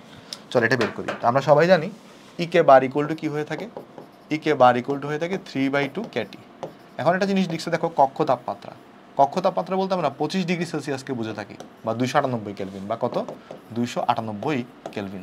তাহলে এখানে যদি বসাই আমরা, তাহলে এখানে আসবে 3/2, কে হচ্ছে 1.38 গুণন tan ইনভার্স অফ 23, আর টি কত, টি হচ্ছে তোমার কাছে এখানে 298। তাহলে দেখো তো এখানে ইকে বারটা কত চলে আসে, এখানে ইকে বার ইকুয়াল টু আসবে তোমার কাছে, এখানে আসবে 1.5 গুণন 1.38 গুণন tan ইনভার্স অফ 23 ইন্টু 298। তাহলে এখানে আসছে 6.1686, তারপরে into tan inverse of 21, tan inverse of 21, but এটা আসছে জুল পার মলিকিউলে। আর তোমাকে একটা দেখো অপশনে কি দিছে, এখানে অপশনে বলতেছে তোমাকে তুমি কি করো, আর্গে কত আর্গ। এখন আমরা একটা সম্পর্ক সবাই জানি, সেটা হলো 1 জুল, এটা মানে হচ্ছে আবার 10⁻7 আর্গ হয়ে থাকে। 1 জুল মানে কত হয়ে থাকে, 10⁻7 আর্গ হয়ে থাকে। তাহলে 10⁻7 আর্গ হয়ে থাকে, তাহলে কি করতে হবে, যা জুলের এখানে 10⁻7 দিয়ে গুণ দিব, তাহলে কোন অপশনে চলে আসবে দেখো, মানে দেখো এখানে তাহলে আমি কত পেয়ে যাবো, দেখো এই ভ্যালুটা ইকে বার, এই যে এটা তো আছে, দেখো এই ভ্যালুটা তো অপশনে আছে, এই এত ভ্যালু তো আছে, এটার সাথে জাস্ট জুলে আমরা জানি 1 জুল মানে কত হয়ে থাকে, 1 জুল মানে হয়ে থাকে 10⁻7 আর্গ। তাহলে এই জুলের সাথে জাস্ট তুমি 10⁻7 আর্গটা গুণ দিয়ে দাও, তাহলে এটার সাথে জাস্ট তুমি 10⁻7টা গুণ দাও, তাহলে এটা হয়ে যাবে আর্গ পার মলিকিউল। তাহলে দেখো ভালো করে, তাহলে এটা চলে আসবে কত, tan ইনভার্স অফ 14 চলে আসবে, এখানে আসবে tan ইনভার্স অফ 14। তাহলে দেখো tan ইনভার্স অফ 14 এ একটা অপশনে আছে ডি, সো ডি হচ্ছে তোমার কারেক্ট আনসার। আশা করি এটা আমরা বুঝতে পারছি। তারপর যে বলছে স্থির তাপমাত্রায়, তাহলে টেম্পারেচার যদি স্থির থাকে, দেখো টেম্পারেচার যদি স্থির থাকে তাহলে আরএমএস ব্যাগটা কার উপর ডিপেন্ড করবে, সেই ক্ষেত্রে আণবিক ভরের উপর। আণবিক ভর বেশি হইলে আরএমএস ব্যাগ কম হবে, কারণ এই যে ব্যস্তানুপাতিক সম্পর্ক। তাহলে এখন এখানে দেখানো হচ্ছে যে একটা জিনিস তুমি লক্ষ্য করে দেখো, এখানে এলিমেন্ট যেগুলো আছে কে কে আছে, অক্সিজেন আছে, অক্সিজেনের আণবিক ভর কত 32, কার্বন ডাইঅক্সাইড কত, কার্বন ডাইঅক্সাইড হচ্ছে 44, তারপরে তোমার সালফার ডাইঅক্সাইড কত হয়ে থাকে, সালফার ডাইঅক্সাইড হচ্ছে 64। তাহলে দেখো এর আণবিক ভর সব থেকে কম, তাহলে এর সিআরএমএস ব্যাগটা সব থেকে বেশি, তাহলে বেশি হচ্ছে অক্সিজেন, তারপরে কার্বন ডাইঅক্সাইড, তারপর হচ্ছে তোমার সালফার ডাইঅক্সাইড।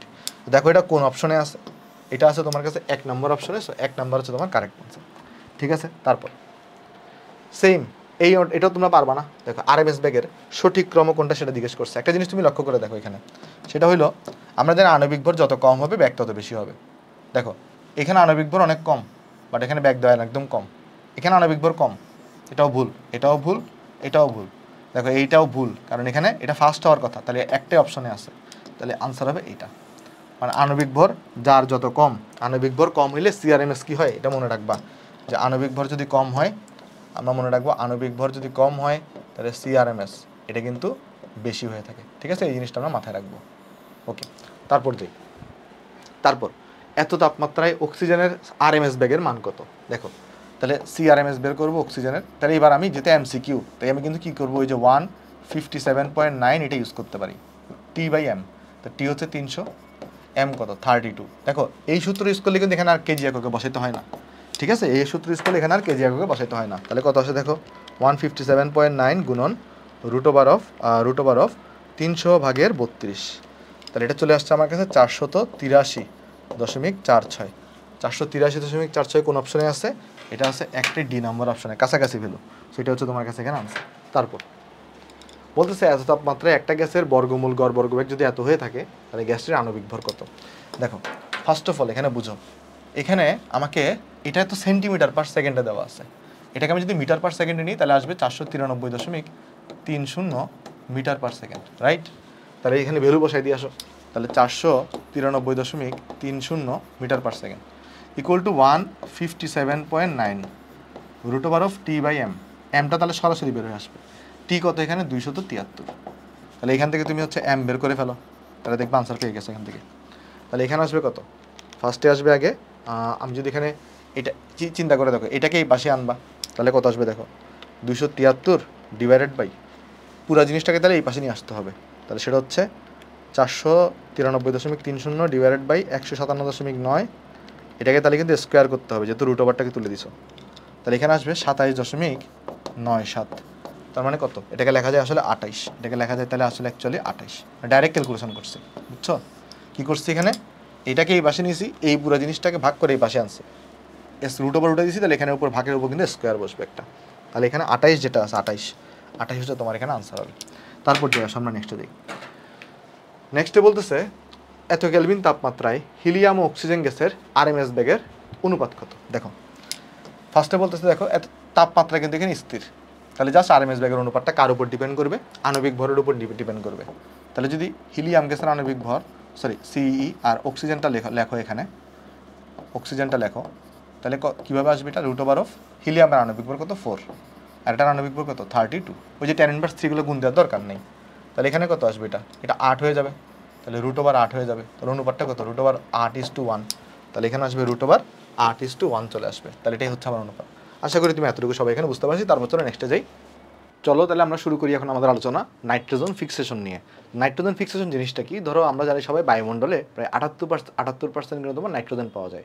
তো এই বায়ুমণ্ডলে যে নাইট্রোজেনগুলো পাওয়া যায় এগুলোকে নাইট্রোজেন ঘটিত যৌগে পরিণত করে সংগ্রহ বা আবদ্ধ করে রাখার যে প্রসেসটা আছে তাকে আমরা বলি নাইট্রোজেন ফিক্সেশন। কেমন, তাহলে দেখো এখানে কি বলছে যে বায়ুস্থ নাইট্রোজেনকে যৌগে পরিণত করে তুমি যদি কি করতে পারো, ব্যবহার উপযোগী করে আবদ্ধ রাখার যে প্রক্রিয়া তাকে আমরা বলি নাইট্রোজেন ফিক্সেশন। যেমন কি, তাহলে আমি যদি বলি একটু করে দেখো, আমাদের যে বায়ুমণ্ডল আছে আমরা সবাই জানি আমাদের বায়ুমণ্ডলের মধ্যে প্রায় কি থাকে, 78% তোমার হচ্ছে আমাদের নাইট্রোজেন থাকে, 78% হচ্ছে নাইট্রোজেন থাকে, আর অ্যারাউন্ড 21% তোমার হচ্ছে আমাদের অক্সিজেন থাকে। তো এই নাইট্রোজেন যেগুলো আছে এগুলোকে তুমি যদি কি করো, এগুলোকে তুমি যদি বিভিন্ন ধরনের মানে ধরো নাইট্রোজেন ঘটিত যৌগে পরিণত করো, এগুলোকে যদি আমরা নাইট্রোজেন ঘটিত যৌগ জিনিসটা কি, ধরো নাইট্রিক অ্যাসিড, তারপরে ধরো মানে বিভিন্ন যেই যৌগে নাইট্রোজেন থাকবে, এই নাইট্রোজেন ঘটিত যৌগে তুমি যদি পরিণত করতে পারো, পরিণত করার পরে তুমি যদি এটাকে সংগ্রহ বা আবদ্ধ করে রাখো, সংগ্রহ বা আবদ্ধ করে রাখো, তাহলে এই যে ফুল প্রসেসটাকে বলা হবে কি বলতো আমাদের নাইট্রোজেন ফিক্সেশন। এটাকেই বলা হবে আমাদের নাইট্রোজেন ফিক্সেশন। ওকে, সো আশা করি নাইট্রোজেন ফিক্সেশন কাকে বলে তুমি সেটা বুঝতে পারছো। এখন নাইট্রোজেন ফিক্সেশন মোট 4 উপায়ে করা যায়। কিভাবে চলো সেটা নিয়ে আলোচনা করি আসো। দেখো নাইট্রোজেন ফিক্সেশনের পদ্ধতি কয়টা আছে, 4টা। তবে কোনো বইতে লেখা 2টা, বাট হাজারি স্যারের বইতে 4টা লেখা। তাহলে যদি পরীক্ষায় আসে পদ্ধতি কয়টা, তাহলে তুমি 4 দাগাবা। আচ্ছা, তাহলে তুমি দাগাবা কোনটা, দাগাবা এটা, মানে 2টা যদি থাকে অপশনে, ধরো 4ও আছে 2ও আছে, তাহলে 4 দাগাবা। বাট যদি যে কোনো একটা থাকে তাহলে যে কোনো একটা দাগাবা। একটা হচ্ছে প্রাকৃতিক প্রক্রিয়ায় মাটিতে নাইট্রোজেন ফিক্সেশন, একটা হচ্ছে বাণিজ্যিক প্রক্রিয়ায় নাইট্রোজেন ফিক্সেশন, একটা হচ্ছে বায়োলজিক্যাল ফিক্সেশন, আর একটা হচ্ছে উদ্ভিদ থেকে প্রাণীদেহে প্রোটিনের স্থানান্তর। এই 4 উপায়ে আমরা কি করতে পারি, নাইট্রোজেন ফিক্সেশন করতে পারি। যেমন প্রথমটা কোথায় দেখা যায় যে প্রাকৃতিক প্রক্রিয়া নাইট্রোজেন ফিক্সেশন। প্রাকৃতিক প্রক্রিয়া বলতে আমরা কি বুঝি, আমরা সবাই জানি যে আমাদের যে নাইট্রোজেন আছে N2 কে কিন্তু কি বলা হয় বলতো, এটাকে বলা হয় অ্যাজোট, বা এটা কিন্তু একটা নিষ্ক্রিয় যৌগ। এটা কিন্তু কি থাকে বলতো, এটা কিন্তু নিষ্ক্রিয় যৌগ, মানে এটা কিন্তু নর্মালি কারোর সাথে রিয়াকশন করতে চায় না। তাহলে এই কিন্তু নিষ্ক্রিয় যৌগ, বা এটাকে আসলে অ্যাজোট এই নামও ডাকা হয়, অ্যাজোট। এটা নিষ্ক্রিয় যৌগ। কিন্তু কি হয়, মানে এটা কিন্তু ধরো নর্মালি আমরা জানি বায়ুমণ্ডলে অক্সিজেন আছে, নাইট্রোজেন আছে, কিন্তু নাইট্রোজেন আর অক্সিজেন কিন্তু সাধারণ তাপমাত্রায় বিক্রিয়া করে না। বাট তুমি যদি বজ্রপাতের সময় প্রায় 3000 থেকে 3500 ডিগ্রি সেলসিয়াস তাপমাত্রা উৎপন্ন হয়, ওই উচ্চ তাপে গিয়ে কী করে, নাইট্রোজেনটা রিয়াকশন করে ফেলে। সো এই নাইট্রোজেন তখন অক্সিজেনের সাথে রিয়াকশন করার মাধ্যমে বজ্রপাতের সময় আসলে রিয়াকশনটা করে। ওইখানে আমরা বজ্রপাতের সময় দেখবো একটু পরে যে নাইট্রোজেন গ্যাসের বিভিন্ন যৌগে পরিণত করা যায়। তো এই যে প্রসেসটা কোথায় ঘটে, বজ্রপাতের সময় ঘটে। এই প্রসেসটা কোথায় ঘটে, বজ্রপাতের সময় ঘটবে। তারপরে ধরো বাণিজ্যিক প্রক্রিয়া নাইট্রোজেন ফিক্সেশন, অনেকগুলো পদ্ধতি আছে। ওই যে তোমাদের আমরা হ্যাবার বস প্রণালী, বিভিন্ন আমরা কিন্তু ফ্যাক্টরিতে এই প্রক্রিয়াগুলোর মাধ্যমে নাইট্রোজেন ফিক্সেশন করতে পারি। বায়োলজিক্যাল ফিক্সেশন আমরা কি জিনিস দেখব, যে বিভিন্ন ধরো উদ্ভিদের তোমার যে গুটি আছে, শিকড়ের গুটি, ওইখানে কিন্তু যে জীবাণুগুলো থাকে তারাও কিন্তু নাইট্রোজেনকে সংগ্রহ করতে পারে। আবার উদ্ভিদ থেকে প্রাণী দেহে প্রোটিনের স্থানান্তর সব আমরা দেখব। সো এই 4টা প্রসেসই চলো আমরা আস্তে আস্তে আলোচনা করার চেষ্টা করি। আমরা প্রথমে দেখব যে বজ্রপাতের সময় বায়ুমণ্ডলে সংঘটিত বিক্রিয়া। কাহিনী কী হয় দেখো, নর্মালি আমাদের যে নাইট্রোজেন বায়ুমণ্ডলে আমরা সবাই জানি 78% নাইট্রোজেন আছে, বায়ুমণ্ডলে 78% নাইট্রোজেন আছে। ওকে, 78% নাইট্রোজেন আছে আর 21% অক্সিজেন আছে। সাধারণ তাপমাত্রায় কিন্তু এরা রিয়াকশন করবে না, সাধারণ তাপমাত্রায় এরা রিয়াকশন করবে না। বাট যখনই এখানে বজ্রপাত হবে, ভালো করে বুঝো, যখন এখানে কি হবে, বজ্রপাত হবে, বজ্রপাত হলে টেম্পারেচার কত উৎপন্ন হয়, প্রায় 3000 থেকে 3500 ডিগ্রি সেলসিয়াস টেম্পারেচার তৈরি হয়। আর এই উচ্চ তাপমাত্রায় গিয়ে কি রিয়াকশন হয় বলো তো, এখানে এই 2NO তৈরি হবে। অ্যানোর নাম কি আমরা সবাই জানি, তুমি যদি লক্ষ্য করে দেখো এই অ্যানোর নাম কি, এটাকে আমরা বলি nitric acid, right? Sorry nitric oxide, কি অ্যাসিড বলতেছে, নাইট্রিক অক্সাইড, দেখো সরি। তাহলে ফার্স্ট স্টেপে এই বিক্রিয়াটা ঘটে। আচ্ছা, সেকেন্ড স্টেপে কি হবে, এই যে অ্যানো তৈরি হয়েছে না, সেই অ্যানোটা, এই যে অ্যানোটা তৈরি হয়েছে, এই অ্যানোটা কি করবে, আরও অধিক অক্সিজেনের সাথে যুক্ত হয়ে তোমার তৈরি করবে NO2, নাইট্রোজেন ডাইঅক্সাইড। তাহলে তার সে কি করবে, এখানে সে তৈরি করবে তোমার এখানে NO2 তৈরি করবে এখানে। এতে যদি নাম দেখতে চাও, এটাকে আমরা কি বলি, এটাকে আমরা বলি নাইট্রিক অক্সাইড, নাইট্রিক অক্সাইড। আর এটাকে আমরা কি বলতে পারি, এটাকে আমরা বলতে পারি নাইট্রোজেন ডাইঅক্সাইড, নাইট্রোজেন ডাইঅক্সাইড। এই বিভিন্ন নাইট্রোজেনের যে বিভিন্ন জারণ অবস্থার যে তোমার অক্সাইডগুলো আছে, এগুলোর আমরা নামকরণ শিখবো মোলের পর্যাবৃত্ত ধর্মে। ওকে, এরপরে কি হবে দেখো, এরপরে এই যে আমার যে নাইট্রোজেন ডাইঅক্সাইড তৈরি হয়েছে, এই নাইট্রোজেন ডাইঅক্সাইডটা কি করবে তখন, আমাদের যে বৃষ্টির পানি আছে না, সে বৃষ্টির পানির সাথে রিয়াকশন করবে। সে কি করবে তোমার এখানে বৃষ্টির পানির সাথে সে এখানে রিয়াকশন করবে। তাহলে নাইট্রোজেন অক্সাইড কি করবে বলো তো, এই যে বৃষ্টির পানি যেটা আছে তার সাথে রিয়াকশন করবে, আর বায়ুমণ্ডলের অক্সিজেনের সাথে রিয়াকশন করে এই জায়গায় তৈরি করবে নাইট্রিক অ্যাসিড, NO3 তৈরি করবে। এই জায়গায় তৈরি করবে হচ্ছে, তুমি যদি সমতা করো তাহলে এখানে 4, তাহলে এখানে কিন্তু 4HNO3 তৈরি করবে। কেমন? তাহলে এই যে পানিটা কার পানি, এটা হচ্ছে বৃষ্টির পানি, এটা হচ্ছে বৃষ্টির পানি। তাহলে এখানে কি করলো, এই নাইট্রোজেন ডাইঅক্সাইডটা বৃষ্টির পানি এবং বায়ুমণ্ডলের অক্সিজেনের সাথে বিক্রিয়া করে নাইট্রিক অ্যাসিড এখানে দেখো তৈরি করলো। তাহলে একটা তুমি জিনিস লক্ষ্য করে দেখো, এই যে বায়ুমণ্ডলের নাইট্রোজেন, এটাকে তুমি কিন্তু ডিফারেন্ট টাইপের নাইট্রোজেনের যৌগে কিন্তু পরিণত করতে পারতেছো। তাহলে এই যে এটা প্রাকৃতিক উপায় হচ্ছে, এটা তোমাকে কিছু করা লাগতেছে না। তো এই জন্য এই প্রসেসটাকে আমরা বলতেছি আমাদের কি বলতো, নাইট্রোজেন ফিক্সেশন। এখন এই যে নাইট্রিক অ্যাসিডটা আছে, এই নাইট্রিক অ্যাসিডটা বৃষ্টির পানির সাথে কি হয়, মাটিতে পড়ে। তাহলে এই নাইট্রিক অ্যাসিডটা কি করে, এটা বৃষ্টির পানির সাথে মাটিতে পড়ে। তাহলে একটা জিনিস তুমি চিন্তা করে দেখো, কোনো অ্যাসিড যদি পানির সাথে এসে পড়বে, তাহলে সেই অ্যাসিডটা কিন্তু আর গাঢ় থাকতে পারে না। পানির কারণে কি হয়, এটা লঘু অ্যাসিডে পরিণত হয়। তাহলে এটা কি করবে, বৃষ্টির পানির সাথে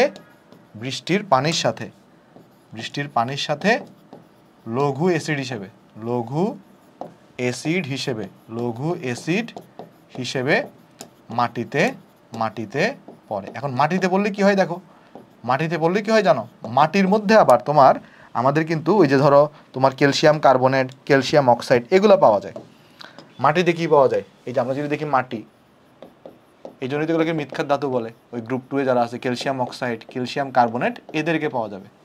তো এই যে তোমার নাইট্রিক অ্যাসিডটা যখন মাটিতে এসে পড়বে, তখন কি করবে, তখন এরা এর সাথে রিয়াকশন করবে। ধরো নাইট্রিক অ্যাসিডটা কি করবে, ফার্স্টে তুমি যদি দেখো যে আমার যে নাইট্রিক অ্যাসিড আছে HNO3, এটা তাহলে কার সাথে রিয়াকশন করবে, ধরা যাক ক্যালসিয়াম কার্বনের সাথে রিয়াকশন করলো। রিয়াকশন করলে সেখানে কি তৈরি করবে, ক্যালসিয়াম নাইট্রেট তৈরি করবে। মেন কথা হচ্ছে এটা, ক্যালসিয়াম নাইট্রেট তৈরি করবে। কি তৈরি করবে, ক্যালসিয়াম নাইট্রেট তৈরি করবে। ওকে, আর তুমি যদি সমতা করতে চাও তাহলে এখানে কি দেওয়া লাগবে, এখানে 2 দেওয়া লাগবে, একটা যেটা NO3 দুইটা আছে। ওকে, হ্যাঁ, আর এরপর এখানে কি তৈরি হবে, এখানে কার্বন ডাইঅক্সাইড এবং পানি তৈরি হবে। বাট এটা মানে মেইন না, মেইন ইম্পর্টেন্ট হচ্ছে ক্যালসিয়াম নাইট্রেট এখানে তৈরি হচ্ছে। এই রিয়াকশনগুলো একটু মনে রাখতে হবে, কেমন? বাট বেশি কঠিন কিন্তু না, আমি তোমাকে সামারি করে দেবো রিয়াকশনগুলো। আবার যেমন দেখো, এই যে নাইট্রিক অ্যাসিডটা যদি ক্যালসিয়াম অক্সাইডের সাথে রিয়াকশন করতো, নাইট্রিক অ্যাসিড যদি কী করতো, ক্যালসিয়াম অক্সাইডের সাথে রিয়াকশন করতো, কারণ এটা তো মাটিতে এসে যখন পড়ছে তখন এটা তো মাটিতে আছে, তখন এখানে কি তৈরি হইতো, ক্যালসিয়াম নাইট্রেট তৈরি হইতো। আর একই সাথে কিন্তু এখানে আমাদের কার্বন ডাইঅক্সাইড তৈরি হইতো, রাইট? না কার্বন ডাইঅক্সাইড না, এখানে পানি পাবা।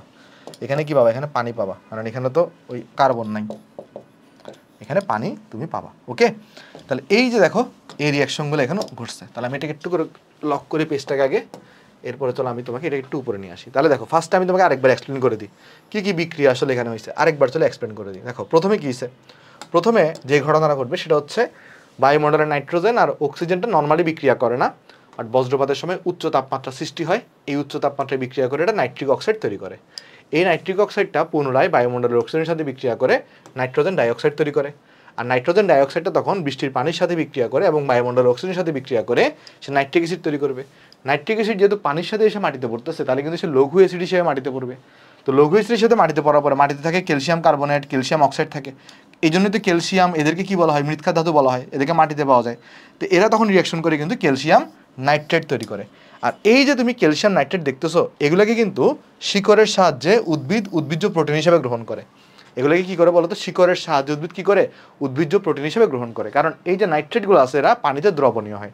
তাহলে আমরা এই জিনিসটা একটু লিখবো, জিনিসটা এখানে এরকম যে আমাদের এই নেক্সট পৃষ্ঠায় চলো আমরা লিখি, আমরা বলবো যে ধাতব নাইট্রেট পানিতে দ্রবণীয় বলে আমরা লিখবো এখানে এরকম যে ধাতব যে নাইট্রেটগুলো আছে, ধাতব নাইট্রেট পানিতে দ্রবণীয় বলে, পানিতে দ্রবণীয় বলে, ধাতব নাইট্রেট পানিতে দ্রবণীয় বলে আমার কি করবে, এই যে দ্রবণ হিসেবে উদ্ভিদ এটিকে আমরা পানিতে দ্রবণীয় বলে উদ্ভিদ এটিকে শিকড়ের সাহায্যে কি করবে বলো তো, এখানে শিকড়ের সাহায্যে গ্রহণ করে, শিকড়ের সাহায্যে গ্রহণ করে। আর গ্রহণ করার পরে এটা উদ্ভিদ দেহে কি হিসেবে জমা থাকবে, এটা উদ্ভিজ্জ প্রোটিন হিসেবে জমা থাকে। ইহা কি হয়, ইহা উদ্ভিজ্জ প্রোটিন হিসেবে জমা থাকে, ইহা উদ্ভিজ্জ। এগুলো একটু ওই যে ধরো মাঝে মাঝে খ নাম্বারে জিজ্ঞেস করো, তো তাই তোমাকে আমি কথা সহ লিখে দিচ্ছি, উদ্ভিজ্জ প্রোটিন হিসেবে জমা থাকে। আর এরপরে প্রাণী কি করে বলো তো, প্রাণীগুলা মানে তোমার কিন্তু আমরা যারা সবাই জানি প্রাণী কিন্তু এটাকে খাদ্য হিসেবে আবার গ্রহণ করবে। উদ্ভিদকে খায় না প্রাণী, ধরো তুমি যদি চিন্তা করো মানে ধরো প্রাণী কি করে, প্রাণী তো বেসিক্যালি উদ্ভিদ থেকে খাদ্য পাচ্ছে, তাহলে কি করবে এটাকে, প্রাণী এখান থেকে মানে প্রাণী তার খাদ্য হিসেবে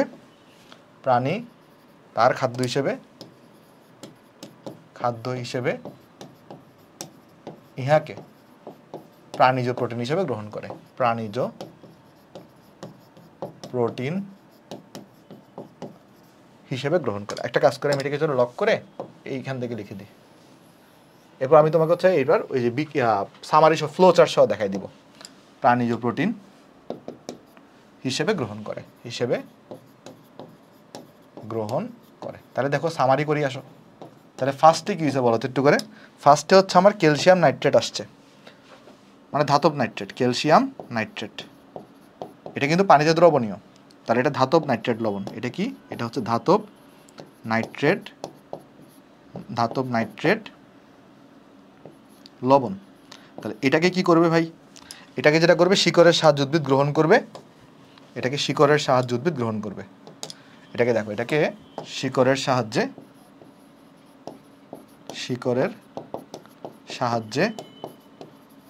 উদ্ভিদ এটাকে গ্রহণ করবে, গ্রহণ করে তার মধ্যে কিন্তু সেইটা উদ্ভিজ্জ প্রোটিন হিসেবে জমা রাখবে, তার মধ্যে সেইটা উদ্ভিজ্জ বানান হয়েছে কিনা কে জানে, প্রোটিন হিসেবে জমা রাখবে। যাই হোক, এরপরে কি করবে, প্রাণী এটাকে খাদ্য হিসেবে গ্রহণ করবে, প্রাণী এটাকে কি করবে, প্রাণী এটাকে খাদ্য হিসেবে গ্রহণ করবে। তাহলে এটাকে খাদ্য হিসেবে প্রাণী গ্রহণ করবে, এটাকে খাদ্য হিসেবে প্রাণী এটাকে গ্রহণ করবে। আর প্রাণী গ্রহণ করার পরে এখান থেকে প্রাণী কি পাবে বলো তো, প্রাণীজ প্রোটিন পাবে। মানে জাস্ট সিম্পল একটা ফ্লো চার্ট আকারে তোমার দেখালাম, প্রাণীজ প্রোটিন আসলে এখান থেকে সে পাবে প্রোটিন।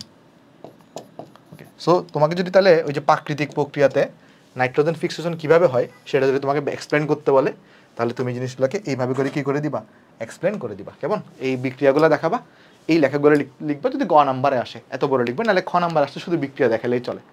তো যাই হোক, আরেকটা জিনিস তুমি লক্ষ্য করে দেখছো, সেটা হচ্ছে উদ্ভিদ কোন আয়নটাকে গ্রহণ করে, বেসিক্যালি নাইট্রেট আয়নটাকে গ্রহণ করে। কেমন, এটা একটু মনে রাখতে পারো, সেটা কি, উদ্ভিদে নাইট্রোজেন শোষিত হয় কি হিসেবে, এটা একটু করে মনে রাখতে পারো যে উদ্ভিদে, একটা পয়েন্ট আকারে লিখে দিয়ে এখানে আসো, উদ্ভিদে নাইট্রোজেন শোষিত হয়, উদ্ভিদে নাইট্রোজেন শোষিত হয় NO3 মাইনাস হিসেবে। মানে উদ্ভিদ কিন্তু বেসিক্যালি NO3 মাইনাসকে শোষণ করতেছে, রাইট? ঠিক আছে, তাহলে NO3 মাইনাস হিসেবে নাইট্রোজেন এখানে শোষিত হচ্ছে, এটাও একটু করে মনে রাখতে পারো। ওকে, তারপর চলো আমরা তাহলে নেক্সটে চলে যাই। আমরা এখন দেখবো তোমার হচ্ছে আমাদের, ধরো নেক্সটে যাই। এখন আমরা এগুলো অলরেডি পড়ে ফেলছি, এটা পড়ছি।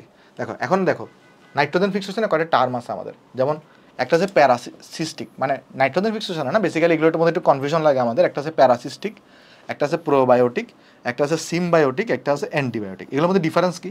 প্যারাসিস্টিক বলতে আমরা পরজীবী সম্পর্কিত বুঝবো। প্রোবায়োটিক কি? এরা হচ্ছে কতগুলো উপকারী ব্যাকটেরিয়া ও ইস্ট যেগুলো আমাদের পরিপাকতন্ত্র সুস্থ রাখতে সাহায্য করে। সিমবায়োটিক মানে কি? এগুলো হচ্ছে মিথজীবী, যেটা আমাদের জন্য ইম্পর্টেন্ট, এটা আমাদের জন্য বেশি ইম্পর্টেন্ট সিমবায়োটিক। অ্যান্টিবায়োটিক কি? এরা হচ্ছে ক্ষতিকর ব্যাকটেরিয়া ধ্বংসকারী ওষুধ। তো এগুলোর মধ্যে ডিফারেন্সগুলো একটু মনে রাখবা। নাইট্রোজেন ফিক্সেশনে এই সিমবায়োটিকটা ইউজ হয়, সিমবায়োটিক। চলো আমি তোমাকে দেখাই কীভাবে। দেখো এখন আমরা দেখবো বায়োলজিক্যালভাবে কীভাবে নাইট্রোজেন ফিক্সেশন হয়। তুমি যদি একটু দেখো, এখানে কয়েকটি উদ্ভিদের নাম আমরা লিখছি, সবুজ অ্যালগি, মটর, শিম, মোটর, ছোলা। এইগুলোকে আমরা বলি লিগুমিনাস জাতীয় উদ্ভিদ। এগুলো কি জাতীয় উদ্ভিদ? এগুলো হচ্ছে লিগুমিনাস জাতীয় উদ্ভিদ। এগুলার, এই লিগুমিনাস জাতীয় উদ্ভিদের শিকড়ের গুটিতে কি থাকে? শিকড়ের গুটিতে নাইট্রোজেন সংবন্ধনকারী ব্যাকটেরিয়া থাকে, যেগুলোকে রাইজোবিয়াম বলা হয় বা সিমবায়োটিক জীবাণু আমরা বলি। এরা কি করে? এরা বায়ুমণ্ডল থেকে নাইট্রোজেনটাকে শোষণ করে। বায়ুমণ্ডল থেকে নাইট্রোজেনকে শোষণ করে। শোষণ করার পরে এরা কি হিসেবে? NH3 গ্যাস হিসেবে বা NH4 প্লাস আয়ন হিসেবে পরিণত করে, পরবর্তীতে নাইট্রেট এই NO2 মাইনাস আয়ন এবং NO3 মাইনাস আয়নে পরিণত করে। দেখো একটু করে তুমি রিডিং বলে আসলে বুঝবে অ্যাকচুয়ালি। এই যে দেখো আমি তোমাকে দেখাচ্ছি, এই যে তুমি যদি দেখো, এই যে এটা হচ্ছে আমাদের উদ্ভিদ। এই যে উদ্ভিদের যে শিকড়ের গোড়া, এই শিকড়ের গোড়ায় দেখো এই যে সিমবায়োটিক জীবাণু আছে। তাহলে এটা কি?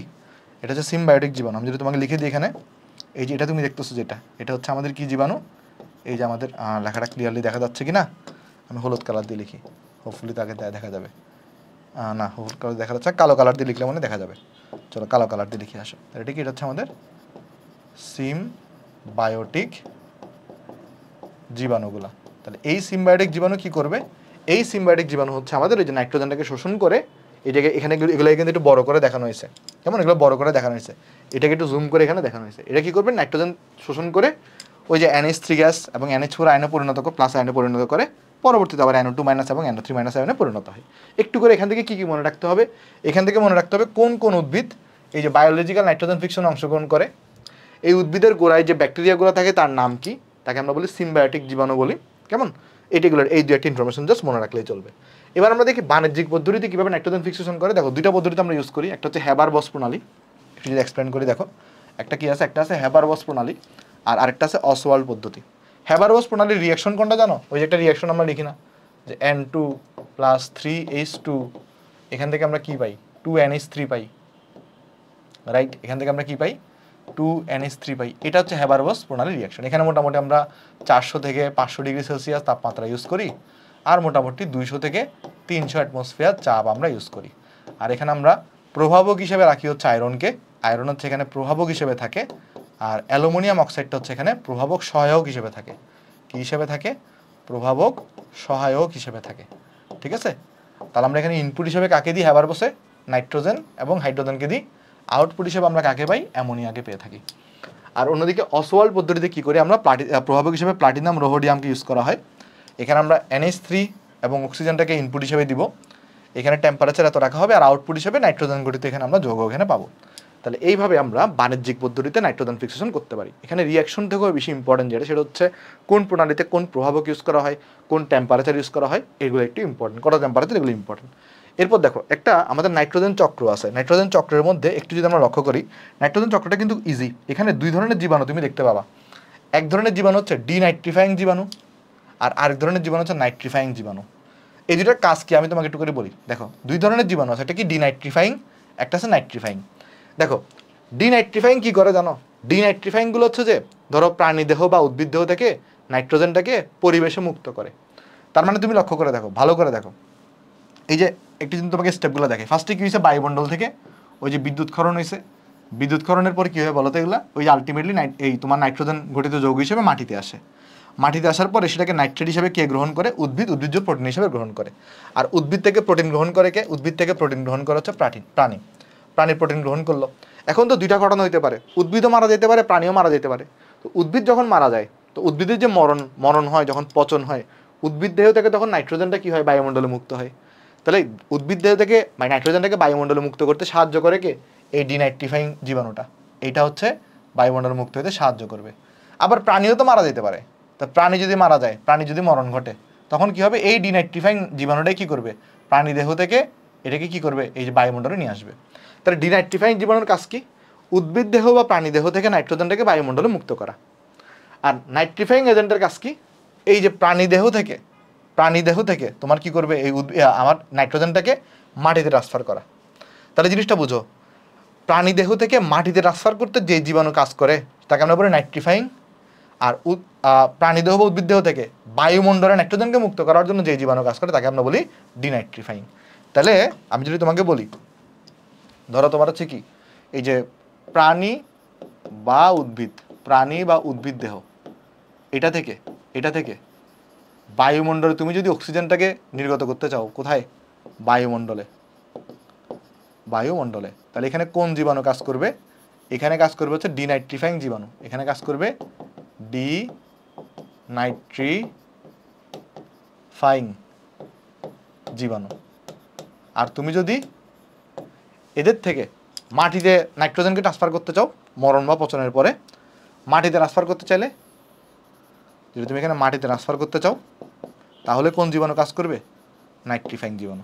এই দুটার কাজগুলো একটু মনে রাখবা। মাঝে মাঝে জিজ্ঞেস করে যে কোনটার কাজ কি? নাইট্রিফাইং জীবাণু কাজ করে। এটাই হচ্ছে আমাদের নাইট্রোজেন চক্র। মানে নাইট্রোজেনটা কীভাবে আবর্তন হইতে থাকে, এই যে প্রসেসটা, তাকে আমরা বলি, বা চক্রটা একটু মনে রাখবা। মাঝে মাঝে গ নাম্বারে দিয়ে দেয়, বা নর্মালি থাকে না, নর্মালি আসে না, বাট একবার দেখে রাখবা। এরপর যদি আমরা যাই, আমাদের শিল্পের গ্যাসীয় বর্জ্য এবং দূষণ, এখানের মধ্যে কয়েকটা জিনিস আমাদের একটু পড়তে হবে। কি পড়তে হবে? কিছু দেখো দূষক আছে যাদেরকে আমরা বলি প্রাইমারি বায়ু দূষক, কিছু দূষক আছে যাদেরকে আমরা বলি সেকেন্ডারি বায়ু দূষক। প্রথম কথা, আগে দূষক কারা কারা? এই যে ধরো carbon monoxide, carbon dioxide, sulphur dioxide, sulphur trioxide, nitric oxide, nitrogen dioxide, এরা কি করে? বায়ুতে মিশে বায়ুকে দূষিত করে। তাহলে এগুলো হচ্ছে বায়ু দূষক। এখন বায়ু দূষকের মধ্যে কিছু আছে প্রাইমারি বায়ু দূষক, আর কিছু আছে সেকেন্ডারি বায়ু দূষক। ভাই, প্রাইমারি বায়ু দূষক কি জিনিস? সেকেন্ডারি বায়ু দূষক কি জিনিস? দেখো, প্রাইমারি বায়ু দূষকগুলো হচ্ছে এরা যারা উৎস থেকে বের হয়ে সরাসরি বায়ুকে দূষণ করবে। মানে এরা নিজে একটা দূষক, একদম ডাইরেক্ট দূষক। তাহলে তাদেরকে আমরা বলবো প্রাইমারি বায়ু দূষক। তাহলে যেসব দূষক তাদের উৎস থেকে নির্গত হয়ে অপরিবর্তিত অবস্থায় সরাসরি কি করবে? সরাসরি পরিবেশে বিশেষ করে এই যে বায়ুতে মিশে যাবে, তাদেরকে আমরা বলি প্রাইমারি বায়ু দূষক। যেমন প্রাইমারি বায়ু দূষকের এক্সাম্পল কি? Carbon monoxide, carbon dioxide, sulphur dioxide, nitric oxide, NH3, H2S, ধূলিকণা, তারপরে ধোঁয়া, এরা হচ্ছে ছাই, হাইড্রোকার্বন, এরা হচ্ছে কি? প্রাইমারি বায়ু দূষক।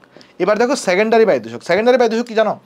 এরা উৎস থেকে বের হয়ে এরা কি করবে? উৎস থেকে বের হওয়ার পরে অন্য একজনের সাথে রিয়াকশন করবে। আগে অন্য একজনের মাধ্যমে, রিয়াকশনের মাধ্যমে তৈরি হবে। অর্থাৎ ব্যাপারটা আমি তোমাকে বুঝাই বলি, প্রাইমারি দূষক যেগুলো আছে না, প্রাইমারি দূষকগুলা অন্য আরেকজনের সাথে রিয়াকশন করে নতুন যে দূষক তৈরি করবে তাকে আমরা বলি সেকেন্ডারি দূষক। মানে কি? এখানে দেখো, পরিবেশের এক বা একাধিক গ্যাসীয় উপাদানের সাথে প্রাইমারি দূষক যুক্ত হয়ে যে নতুন দূষকের সৃষ্টি করে তাকে আমরা বলবো সেকেন্ডারি বায়ু দূষক। যেমন দেখবা তুমি সালফার ডাইঅক্সাইড কি করে? সালফার ডাইঅক্সাইড একটা প্রাইমারি দূষক।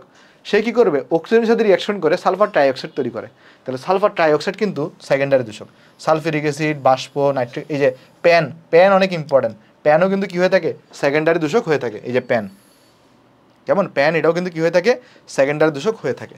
ওকে, পারঅক্সি অ্যাসাইল নাইট্রেট। ওকে, চলো আমরা আস্তে আস্তে করে এই যে একটু করে আলোচনা করব এই যে এগুলা। এরপর দেখো দূষকের গ্রাহক আছে কিছু। দূষকের সিঙ্ক, এটা একটু ইম্পর্টেন্ট। দূষকের সিঙ্ক জিনিসটা কি? দূষকের সিঙ্ক হচ্ছে, ধরো এমন যদি হয়, যেমন তোমার দেখবে সমুদ্রের পানি, সবুজ উদ্ভিদের কি করে? আমি তোমাকে বলি, পরিবেশের কোনো মাধ্যম অনবরত যদি কোনো দূষকের সাথে বিক্রিয়া করে দূষককে যদি শোষণ বা পরিমাণ হ্রাস করতে পারে, তাহলে তাকে আমরা বলি দূষকের সিঙ্ক। তাহলে দূষকের সিঙ্ক জিনিসটা কি? সিঙ্ক মানে হচ্ছে এখানে দূষকগুলো এসে পতিত হবে, আর এই জিনিসগুলো কন্টিনিউয়াসলি দূষকের পরিমাণটাকে কমাবে। যেমন সমুদ্রের পানি, তারপর ধরো সবুজ উদ্ভিদ কি করবে? সবুজ উদ্ভিদ তোমার ধরো হচ্ছে যে আমাদের কার্বন ডাইঅক্সাইডটাকে শোষণ করতে থাকে। শোষণ করে কি করে বলো এটাকে? ওইটাকে কন্ট্রোল করার চেষ্টা করে। ওকে, সো এরপরে আমরা যদি একটু যাই এখানে একটু করে ধরো তোমার একটা জিনিস জাস্ট পূর্ণরূপ মনে রাখবা, TLV, এটার নাম হচ্ছে থ্রেশহোল্ড লিমিটিং ভ্যালু, এটার পূর্ণরূপ একবার বইটা জিজ্ঞেস করছিল, সেই পূর্ণরূপটা একটু মনে রাখবা যে টিএলভির পূর্ণরূপ কি, কেমন টিএলভির পূর্ণরূপ কি এটা একটু মনে রাখবা, এগুলো একটু পড়ে নিবা, দাগানো আছে ইম্পর্টেন্ট নাই। এরপরে কোন দূষক, মানে ধরো তোমার এই যে সিমেন্ট শিল্পে কোন কোন দূষক আমরা পাই, কাগজ শিল্পে কোন দূষক পাই, চামড়া শিল্পে কোন দূষক পাই, একবার রিডিং দিবা। এগুলোকে এত পড়ার দরকার নাই, বাট একবার রিডিং দিবা আর ভুলে যাবা, এগুলা একবার জাস্ট রিডিং দিবা, মানে মনের সন্তুষ্টির জন্য। বইয়ে তো অনেক কিছুই আছে এই চ্যাপ্টারে, দেখবা বইয়ে অনেক কিছুই আছে, বাট একবার জাস্ট রিডিং দিবা, একবার রিডিং দিবা জাস্ট মনের সন্তুষ্টির জন্য, কেমন। তারপর এখন আসলে আমরা আলোচনা করবো যেটার নাম হচ্ছে আমাদের প্যান। প্যান যে জিনিসটা আছে এইটা নর্মালি এইচএসসিতে ইম্পর্টেন্ট, মানে তুলনামূলক কম, তারপরও যেহেতু তোমাদের ফুল সিলেবাস আর বইতে আছে তাই একটা আমি তোমাকে পড়াই দিচ্ছি জিনিসটা, বাট এটা এডমিশনে ইঞ্জিনিয়ারিং রিটেনের জন্য অনেক বেশি ইম্পর্টেন্ট। তো চলো আমরা দেখার চেষ্টা করি প্যানের আমাদের পূর্ণরূপ কি। দেখো একটা জিনিস, দুইটা টার্ম এখানে তুমি লক্ষ্য করবা, একটা হচ্ছে প্যান, একটা হচ্ছে প্যান্স। আমি তোমার জিনিসটা চলো বুঝাই আসো, দেখো ভালো করে বুঝিয়ে আসো। একটা হচ্ছে প্যান্স, দেখো দুইটা ওয়ার্ড আছে এখানে, একটা হচ্ছে প্যান্স আর আরেকটা তুমি দেখবা প্যান। ভাই দুটার মধ্যে পার্থক্য কি? পার্থক্য হচ্ছে, দেখো ব্যাপারটা আমি বুঝাই বলি। প্যানের সংকেত কীরকম জানো, এখানে একটা আমার অ্যালকালমূলক থাকবে আর সিও, তারপর এখানে হচ্ছে ও ও, তারপর এখানে হচ্ছে NO2 থাকে। এটাকে তুমি যদি ভেঙে লিখতে চাও তাহলে ভেঙে লিখলে কীরকম হবে জানো? ভেঙে লিখলে দেখো যোগটা এরকম, C double bond oxygen oxygen, তারপর এখানে NO2, বা সংক্ষেপে এটাকে আমরা এভাবে লিখতে পারি যে কি আর সিও ও ও NO2। এটা কার সংকেত? এটা হচ্ছে আমাদের প্যানের সংকেত। ওকে, সো এখন ব্যাপারটা দেখো, এইখানে তুমি যদি কি করো, এই আর এর জায়গায় মিথাইলমূলক দাও, মিথাইলমূলক যদি দাও আর বাকিগুলোকে যদি তুমি সেম রাখো, মিথাইলমূলক দিয়ে বাকিগুলোকে তুমি যদি সেম রাখো, তাহলে এটাকে আমরা তখন বলবো প্যান। তাহলে তুমি যদি এখানে যে কোনো অ্যালকাইলমূলক দাও তাহলে এটাকে বলা হবে প্যান্স, আর যদি শুধুমাত্র মিথাইলমূলক দাও, শুধুমাত্র যদি কি দাও মিথাইলমূলক দাও, তাহলে সেটাকে বলা হবে প্যান। যেমন আমি যদি তোমাকে একটু করে বলি, যেমন দেখো এটার তাহলে পূর্ণরূপ কী হবে, এটাকে আমরা বলবো পারঅক্সি অ্যাসাইল নাইট্রেট। তাহলে এটাকে আমরা কি বলবো? পারঅক্সি অ্যাসাইল তোমার হচ্ছে আমাদের নাইট্রেট, রাইট। আর এটার পূর্ণরূপ কি জানো? এটার পূর্ণরূপ হচ্ছে, দেখো এটাকে বলা হবে পারঅক্সি এসিটাইল নাইট্রেট। তাহলে এটাকে কি বলা হবে? এটাকে বলা হবে পারঅক্সি এসিটাইল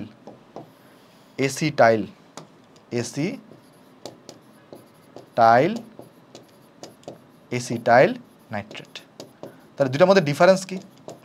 ডিফারেন্স হচ্ছে এই প্যান্স দ্বারা পুরা শ্রেণীকে বোঝায়, একটা পুরা শ্রেণী বোঝায়, প্যান্স দ্বারা একটা শ্রেণী বোঝাবে, বাট প্যান দ্বারা কি বোঝাবে? অনলি একটা পার্টিকুলার যৌগ। প্যান দ্বারা কি বোঝাবে? প্যান দ্বারা বোঝায় একটি মাত্র যৌগ। প্যান দ্বারা তাহলে কি বোঝাবে? এই প্যান দ্বারা বোঝাবে একটি মাত্র যৌগ, যেখানে এই যে অ্যালকাইলমূলক আছে, মানে CH3 আছে, একটি মাত্র যৌগ বোঝায়। আশা করি বুঝতে পারছো। তাহলে কোথাও কোথাও প্যান লেখা থাকবে, কোথাও কোথাও প্যান্স লেখা থাকবে। নর্মাল আমরা প্যান্স নিয়ে আলোচনা করি। তাহলে একটা জিনিস এখানে মনে রাখবা, সেটা হচ্ছে আমাদের এখানে এই যে দেখো ভালো করে দেখো, এখানে কিছু ওয়ার্ড আমরা এখানে চলো রিডিং করি। যে প্যান হলো দ্বিতীয় পর্যায়ে, এক ধরনের দ্বিতীয় পর্যায়ের বায়ু দূষক। এটা সেকেন্ডারি বায়ু দূষক। এটা কি বলতো? সেকেন্ডারি বায়ু দূষক। ওকে, এটা কিন্তু সেকেন্ডারি বায়ু দূষক হবে। ওকে, তাহলে এখানে অ্যাস দাও, কোনো সমস্যা নেই, পুরো শ্রেণী যেহেতু বোঝাচ্ছে এখানে অ্যাস দিতে পারো। প্যান্স হলো এটা কি অ্যাসাইল নাইট্রেট লিখছে না, তাহলে এটা অ্যাস দাও। ওকে, এটি মূলত গঠিত হয় নাইট্রোজেনের বিভিন্ন অক্সাইড, যেমন NO2 হইতে পারে, কেমন NO হইতে পারে, হাইড্রোকার্বন এবং ফ্রি রেডিক্যাল মিলে সূর্যালোকের উপস্থিতিতে বিক্রিয়া করার মাধ্যমে কি তৈরি হয় বলো তো? প্যান তৈরি হয়।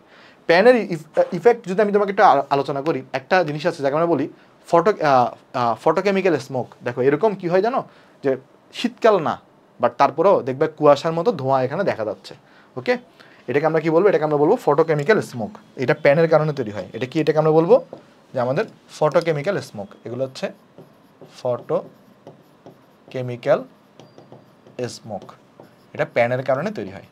তো একটা কাজ করি, চলো আমরা আগে যে তোমার প্যানের রিয়াকশনটা তোমাকে লিখে দিই, মানে রিয়াকশনটার কারণ এটা কিন্তু ওই যে ইঞ্জিনিয়ারিংয়ের জন্য লাগবে, কেমন। চলো প্যানের রিয়াকশনটা আমরা এখানে লেখার চেষ্টা করি। ওকে, সো প্যান কিভাবে গঠন হয় চলো এটা তোমাকে দেখাই। ওকে, ফার্স্ট অফ অল দেখো প্যান কীভাবে, তাহলে প্যানের গঠনটা তুমি যদি পারো তাহলে তুমি কিন্তু ওই যে প্যান্স যেটা আছে ওইটার গঠনও তুমি পারবা। জাস্ট CH3 জায়গায় তখন আর করে আর বসাই দিবা, তাহলে হয়ে যাবে কিন্তু জিনিসটা। একটা যদি তোমাকে আমি দেখাই, ফার্স্টে দেখো, ফার্স্টে এই যে আমাদের যে N2O5 থাকে, এটা ফার্স্টে বিয়োজিত হয় কীভাবে? NO3 তৈরি করবে আর আরেকটা তৈরি করে NO2। এরপরে কি হয় দেখো, এই যে আমাদের NO3 থাকে, একটু রিয়াকশনগুলো একটু মনে রাখতে হবে। দেখো মানে এটা ইঞ্জিনিয়ারিংয়ের জন্য বেশি ইম্পর্টেন্ট, বাট মানে যদিও তো দেখাই দিচ্ছি, বাট তোমাদের আসলে এইচএসসি এত বেশি আসে না, বাট তারপরেও ওই যে যেহেতু সিলেবাসে আছে তাই একটু দেখাই দিচ্ছি। ফার্স্টে CH3 C ডাবল বন্ড, এখানে তাহলে H থাকবে। দেখো দিন শেষে তোমাকে কি তৈরি করতে হবে বলো তো? দিন শেষে তোমাকে এটা তৈরি করতে হবে, কোনটা? এই যে CH3 প্যানের সংকেতটা দেখো, C ডাবল বন্ড, তারপরে O NO2, তোমাকে এটা তৈরি করতে হবে দিন শেষে। তাহলে ফার্স্টটাকে কী করতে হবে? ফার্স্টে এই হাইড্রোজেনটাকে সরাইতে হবে। তো ফার্স্টে হাইড্রোজেনটাকে কীভাবে সরাবো? তাহলে তখন কী হয়, রিয়াকশনটা এখানে দেখো, ফার্স্টে NO3 সাথে রিয়াকশন করে এই হাইড্রোজেনটাকে কে নিয়ে যাবে?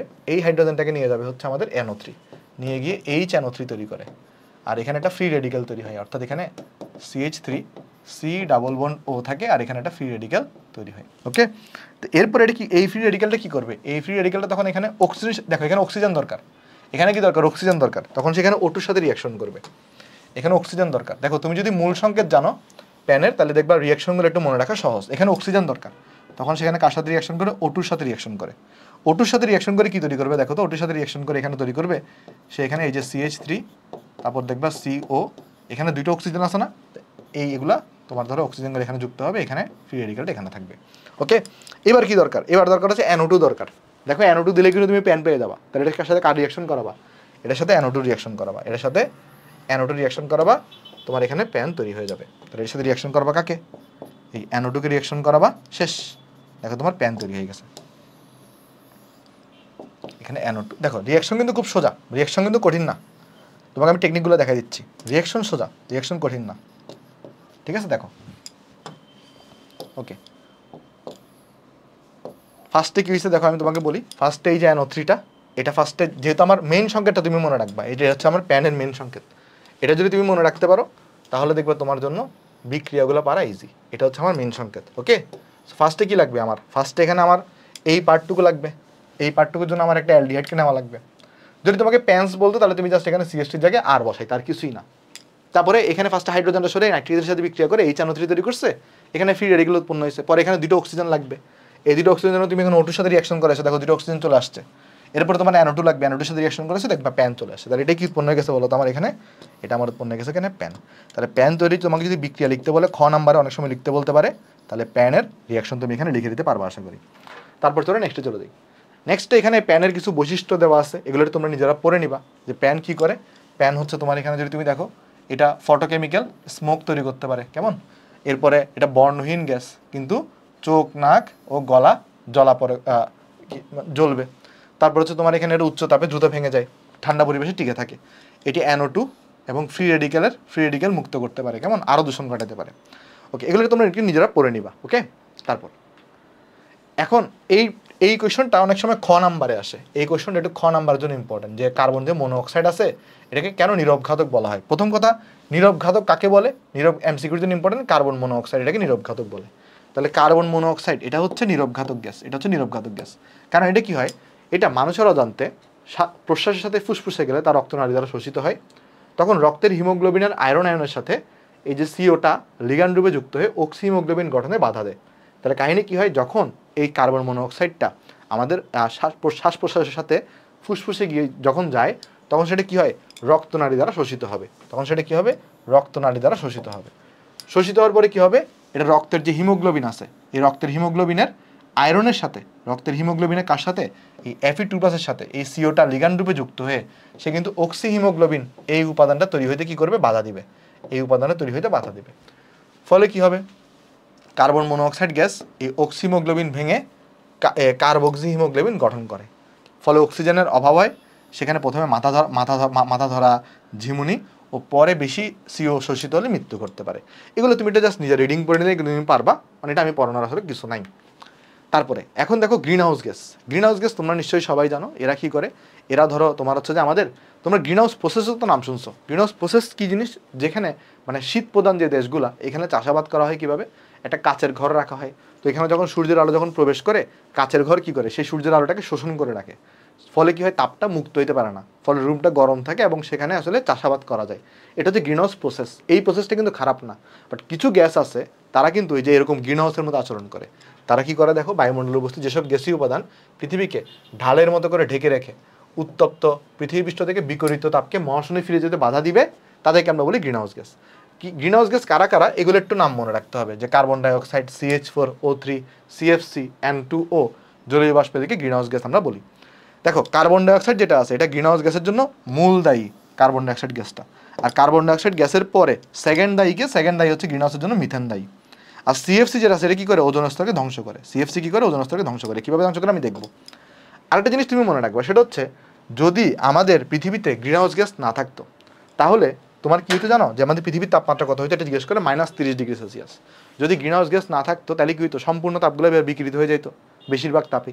তখন পৃথিবীটা অনেক ঠান্ডা থাকতো, তখন পৃথিবীর তাপমাত্রা হতো -30°C। তাহলে মনে রাখবা, সেটা কী মনে রাখবা, সেটা হচ্ছে গ্রিন হাউস গ্যাস না থাকলে এখানে মনে রাখবা যে গ্রিন হাউস গ্যাস না থাকলে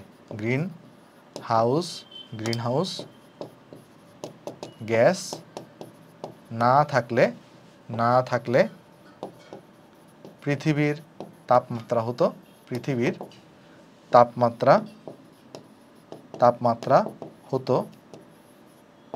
-30°C। এটা একটু করে MCQ-তে মাঝে মাঝে দিয়ে দে, তাই তোমাকে এটা দেখাই দিলাম। ওকে, সো চলো আমরা তাহলে নেক্সটে চলে যাবো। আসো আমরা এখানে। ওকে, চলো নেক্সটে যাই। নেক্সটে দেখো আমাদের ওজোন স্তর। এই যে তুমি যদি লক্ষ্য করে দেখো ওজোন স্তর, এখানে তুমি যদি একটু লক্ষ্য করে দেখো, এই যে এখানে দেখো এটা আমাদের পৃথিবী। ওজোন স্তর কই থাকে তোমাদেরকে পড়াইছিলাম না, ট্রপোস্ফিয়ার, তারপরে তোমার স্ট্রেটোস্ফিয়ারে কে থাকে, ওজোন স্তর থাকে। তাহলে এই ওজোন স্তরের অবস্থানটা কোথায় থাকে বলো তো, এই ওজোন স্তরের অবস্থান থাকে স্ট্রেটোস্ফিয়ারে। এগুলো তোমাদেরকে সব পড়ানো হয়েছিল, স্ট্রেটোস্ফিয়ারের মধ্যে ওজোন স্তর থাকে। ওকে, আচ্ছা, এরপরে দেখো এই যে আমাদের ওজোন লেয়ার আছে, এটা মোটামুটি তোমার হচ্ছে আমাদের এটার যে ঘনত্ব, এর ঘনত্ব হচ্ছে 1.5 ppm এর মতো। তাহলে ওজোন স্তরের মধ্যে আমরা সবাই জানি ওজোন গ্যাস থাকবে, এখানে কি থাকে, O3 গ্যাস থাকে, এখানে O3 গ্যাস থাকে। তো যেই O3 গ্যাসটা থাকবে তার ঘনমাত্রা কত, এটা হচ্ছে O3 গ্যাসের ঘনমাত্রা। এটা হচ্ছে O3 গ্যাসের ঘনমাত্রা কত, এটা হচ্ছে ঘনমাত্রা হচ্ছে 1.5 ppm এর মতো হয়ে থাকে। ঠিক আছে, আর এটা পৃথিবী পৃষ্ঠের কী হিসেবে কাজ করে, এটা ছাতা হিসেবে কাজ করে। এটা কী হিসেবে কাজ করবে, ছাতা হিসেবে কাজ করবে। ওকে, আর এই ওজোন স্তরটাকে ধ্বংস করার জন্য মেইন দায়ীকে CFC। এই ওজোন স্তর যেটা আছে এটাকে ধ্বংস করার জন্য, ধ্বংসের জন্য দায়ী কে বলতো, দায়ী হচ্ছে তোমার এখানে CFC, কে, ক্লোরোফ্লোরোকার্বন। ঠিক আছে, আচ্ছা, তো এরপরে যদি আমরা যাই নেক্সটে, এগুলো একটু করে জাস্ট হালকা পাতলা একবার দেখবা আর কি, এগুলো এত বেশি পড়ার নাই। দেখো ওজোন ছিদ্র জিনিসটাকে এটা আবিষ্কার করছে কে, বিজ্ঞানী জো ফোরম্যান। দেখো ওজোন স্তরের পাতলা হয়ে যাওয়ার ঘটনাকে, ওজোন স্তরের পাতলা হয়ে যাওয়ার যে ঘটনা তাকে ওজোন স্তরের কি বলা হয়, ওজোন স্তরের ক্ষয় বা ওজোন ছিদ্র বা ওজোন গহ্বর বলে। দেখো ওজোন স্তর কি হয়, কোনো কোনো জায়গায় এরকম পাতলা হয়ে যায়, পাতলা হয়ে যাওয়ার যে ঘটনাটা তাকে ওজোন স্তরের ক্ষয় বলে। আর ওজোন ছিদ্রের মানটাকে আমরা মানে কতটুকু ক্ষয় হয়েছে সেটাকে আমরা ডবসন এককে প্রকাশ করি, DU এককে প্রকাশ করা হয়।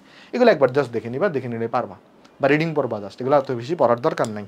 দেখো এখন আমাদের আলোচনা হচ্ছে CFC জিনিসটা কি, CFCর পূর্ণরূপ হচ্ছে আমাদের ক্লোরোফ্লোরোকার্বন। দেখো CFC কি, CFC হচ্ছে ক্লোরোফ্লোরোকার্বন।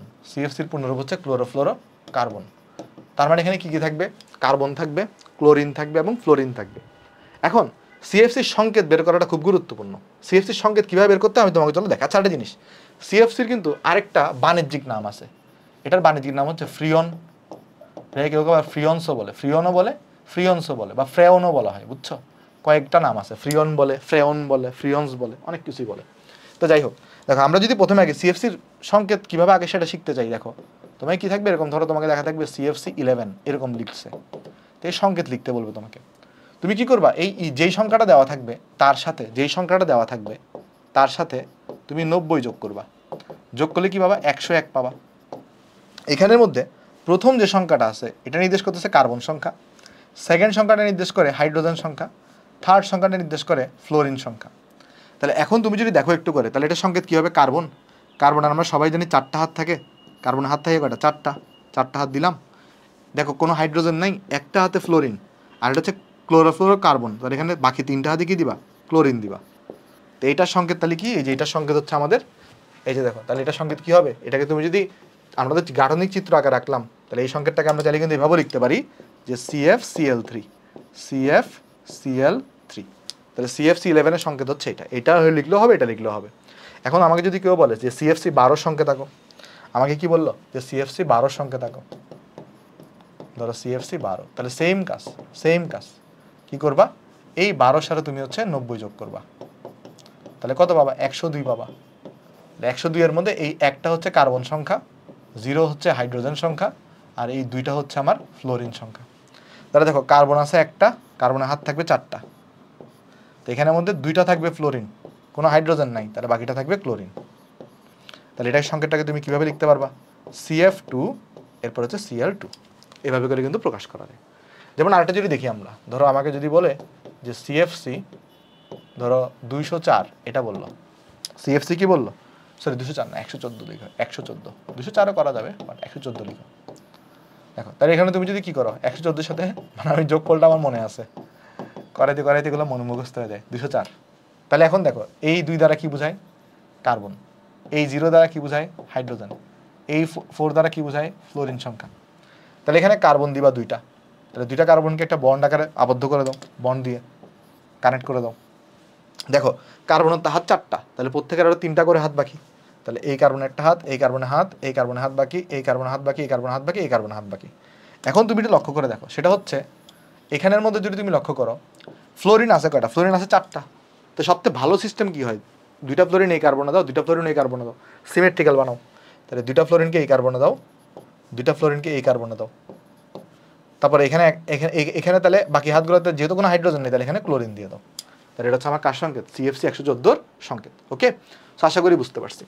এরপর যদি আমরা একটু যাই নেক্সটে, দেখো সেটা হলো, আমি একটা কাজ করি, এটাকে চলো তুমি কপি করে পিসটাকে, ওকে কপি করলাম, এটাকে ডিলিট করে দিয়ে আসো, ডিলিট হয়নি কেন, হ্যাঁ ওকে। দেখো এখন অনেক সময় এরকম হয়, ধরো তোমাকে লিখলাম আমি CFC, ধরো কথার কথা আমি বললাম যে 100, ধরো 114 বললাম, 100 ধরো 114 বললাম, দাও এটার সংকেত লিখো। তো এখন তুমি কি করবা, ধরো 114 সাথে, না 114 লিখছি একটু আগে, ধরো 124 লিখে আসো, 100 কত লিখবো, 124 লিখবো, আসো। এটাকে ধরা যাক আমি কি বলতেছি এখানে, এখানে ধরা যাক সংকেতটাকে আমি বলতেছি 124। তাহলে দেখো এখানে কি হবে, তুমি যদি 124-এর সাথে 90 যোগ করো, তাহলে দেখো কত পাবা, তাহলে এখানে বাবা তুমি হচ্ছে 214 পাবা, বেসিক্যালি 214 পাবা। তাহলে এই 2 দ্বারা কিন্তু কার্বন বোঝাচ্ছে, এই 1 দ্বারা হচ্ছে হাইড্রোজেন বোঝাচ্ছে, এই 4 দ্বারা হচ্ছে ফ্লোরিন বোঝাচ্ছে। তাহলে এটা সংকেত কীরকম হবে, 2টা কার্বন থাকবে, আর এখানে দেখো এরকম 4টা হাত, তাহলে এখানে হচ্ছে যে একটা হাইড্রোজেন আছে, কিন্তু একটা হাইড্রোজেন, 4টা ফ্লোরিন, তাহলে এখানে একটা ফ্লোরিন দাও, এখানে একটা ফ্লোরিন দাও, এখানে একটা ফ্লোরিন দাও, এখানে একটা ফ্লোরিন দাও, আর এখানে একটা ক্লোরিন দাও। তাহলে দেখো এইটার মধ্যে কিন্তু হাইড্রোজেন আছে, যদি CFCর মধ্যে হাইড্রোজেন থাকে, এটাকে তখন আমরা আর CFC না বলে আমরা বলি HCFC। CFC না বলে এটাকে আমরা কি বলি, যদি CFC সংকেতে হাইড্রোজেন থাকে, তাহলে সেটাকে আমরা বলি HCFC। কেমন? এখন কথা হচ্ছে আমি কিভাবে বুঝবো, যে অনেক সময় জিজ্ঞেস করে যে অমুক সংখ্যাটা HCFC হবে কি না। দেখো দশকের যে ঘরটা, মানে ধরো এখানে দশকের যে ঘরটা, এই দশকের ঘর, এটা যদি 2 হয় বা 2 থেকে যদি বড় থাকে, তাহলে বেসিক্যালি এটা কার সংকেত হবে, তখন CFC না হয়ে সেটাকে আমরা কি বলবো, HCFC বলবো। বুঝতে পারছো? যেমন দেখো আমি যদি তোমাকে কোয়েশ্চন করি, ধরো কথার কথা আমি তোমাকে বললাম হচ্ছে, ধরো এই যে একটা সংখ্যা লিখতেছি, কেমন, ধরো এখানে লিখলাম যে 214, ধরো এটা কি CFC হবে, আনসার হচ্ছে না, এটা 1 আছে এখানে। কিন্তু আমি যদি লিখি 224, এটা কি CFC হবে, এটা HCFC হবে, কারণ 2 আছে। 2 থাকলে কি হয় বলে, যদি 2 থাকে বা 2 এর বেশি থাকে, ধরো কথার কথা একটা আন্দাজে লিখলাম 234, এটা কি CFC হবে না HCFC হবে, এটাকে আমরা ভালো করে বলবো মানে HCFC হবে, মানে এটা কি HCFC হবে কিনা, তোমাকে জিজ্ঞেস করবে এরকম যে এটা কি HCFC হবে কিনা। তো HCFC হবে কিনা কিভাবে বুঝবা, যদি কি হয়, এই ঘরটা যদি 2 বা 2 এর বেশি হয়, দশকের ঘরটা। আশা করি বুঝতে পারছো।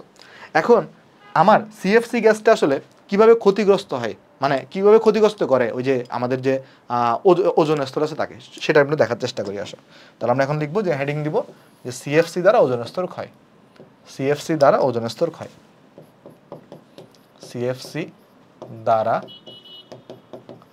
ওজোন স্তর ক্ষয়। দেখো CFC যেটা আছে এটা কিন্তু অনেক নিষ্ক্রিয়। CFC কি বলতো, নর্মালি কি হয়ে থাকে, নর্মালি CFCটা নিষ্ক্রিয় হয়ে থাকে। ধরো আমি কার সংকেত দিতে পারি, ধরো কথার কথা যদি আমি CFC 11 এর সংকেত নিলাম, তো CFC 11 এর সংকেতটা কীরকম ছিল দেখো তো, ধরো CFC 12 নিলাম, দাও কেমন, আমি ধরা যাক সিএফসি 12 নিলাম, কাহিনী কি হবে, সিএফসি 12 এটা সংকেতটা কি, এই যে এখানে সি থাকে, F2 থাকে, Cl2 থাকে, এটা সিএফসি 12 সংকেত। এটা কি করে, এইটা এট ফার্স্ট যখন ওজোন স্তরে যায় তখন ওই যে ওজোন স্তরে এসে কি আপতিত হচ্ছে, সূর্যের আলোর ইউভি রশ্মি আপতিত হচ্ছে না। তুমি যদি লক্ষ্য করে দেখো, ধরো ফার্স্টে সিএফসিটা যেহেতু নিষ্ক্রিয়, তাহলে কারোর সাথে রিয়াকশন করে না নর্মালি, সে রিয়াকশন করা ছাড়াই কোথায় পৌঁছায় যায়, স্ট্র্যাটোস্ফিয়ারে পৌঁছায় যায়। পৌঁছানোর পরে কি হয়, এখানে কিন্তু ইউভি রশ্মি এসে আপতিত হচ্ছে। তাহলে ইউভি রশ্মিটা কার সংস্পর্শে আসতেছে, সিএফসির সংস্পর্শে আসতেছে।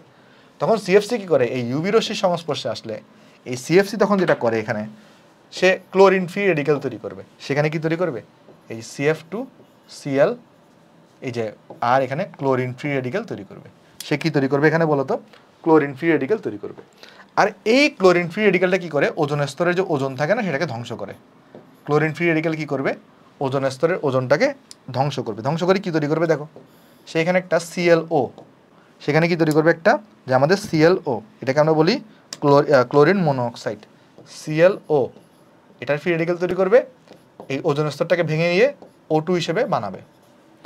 আর এর পরবর্তীতে কি হবে, এই যে ClO দেখতেছো, এই যে ClO দেখতেছো, এই যে ClO, এইটা আরেকটা অক্সিজেন পরমাণুর সাথে বিক্রিয়া করে সেখানে O2 তৈরি করবে।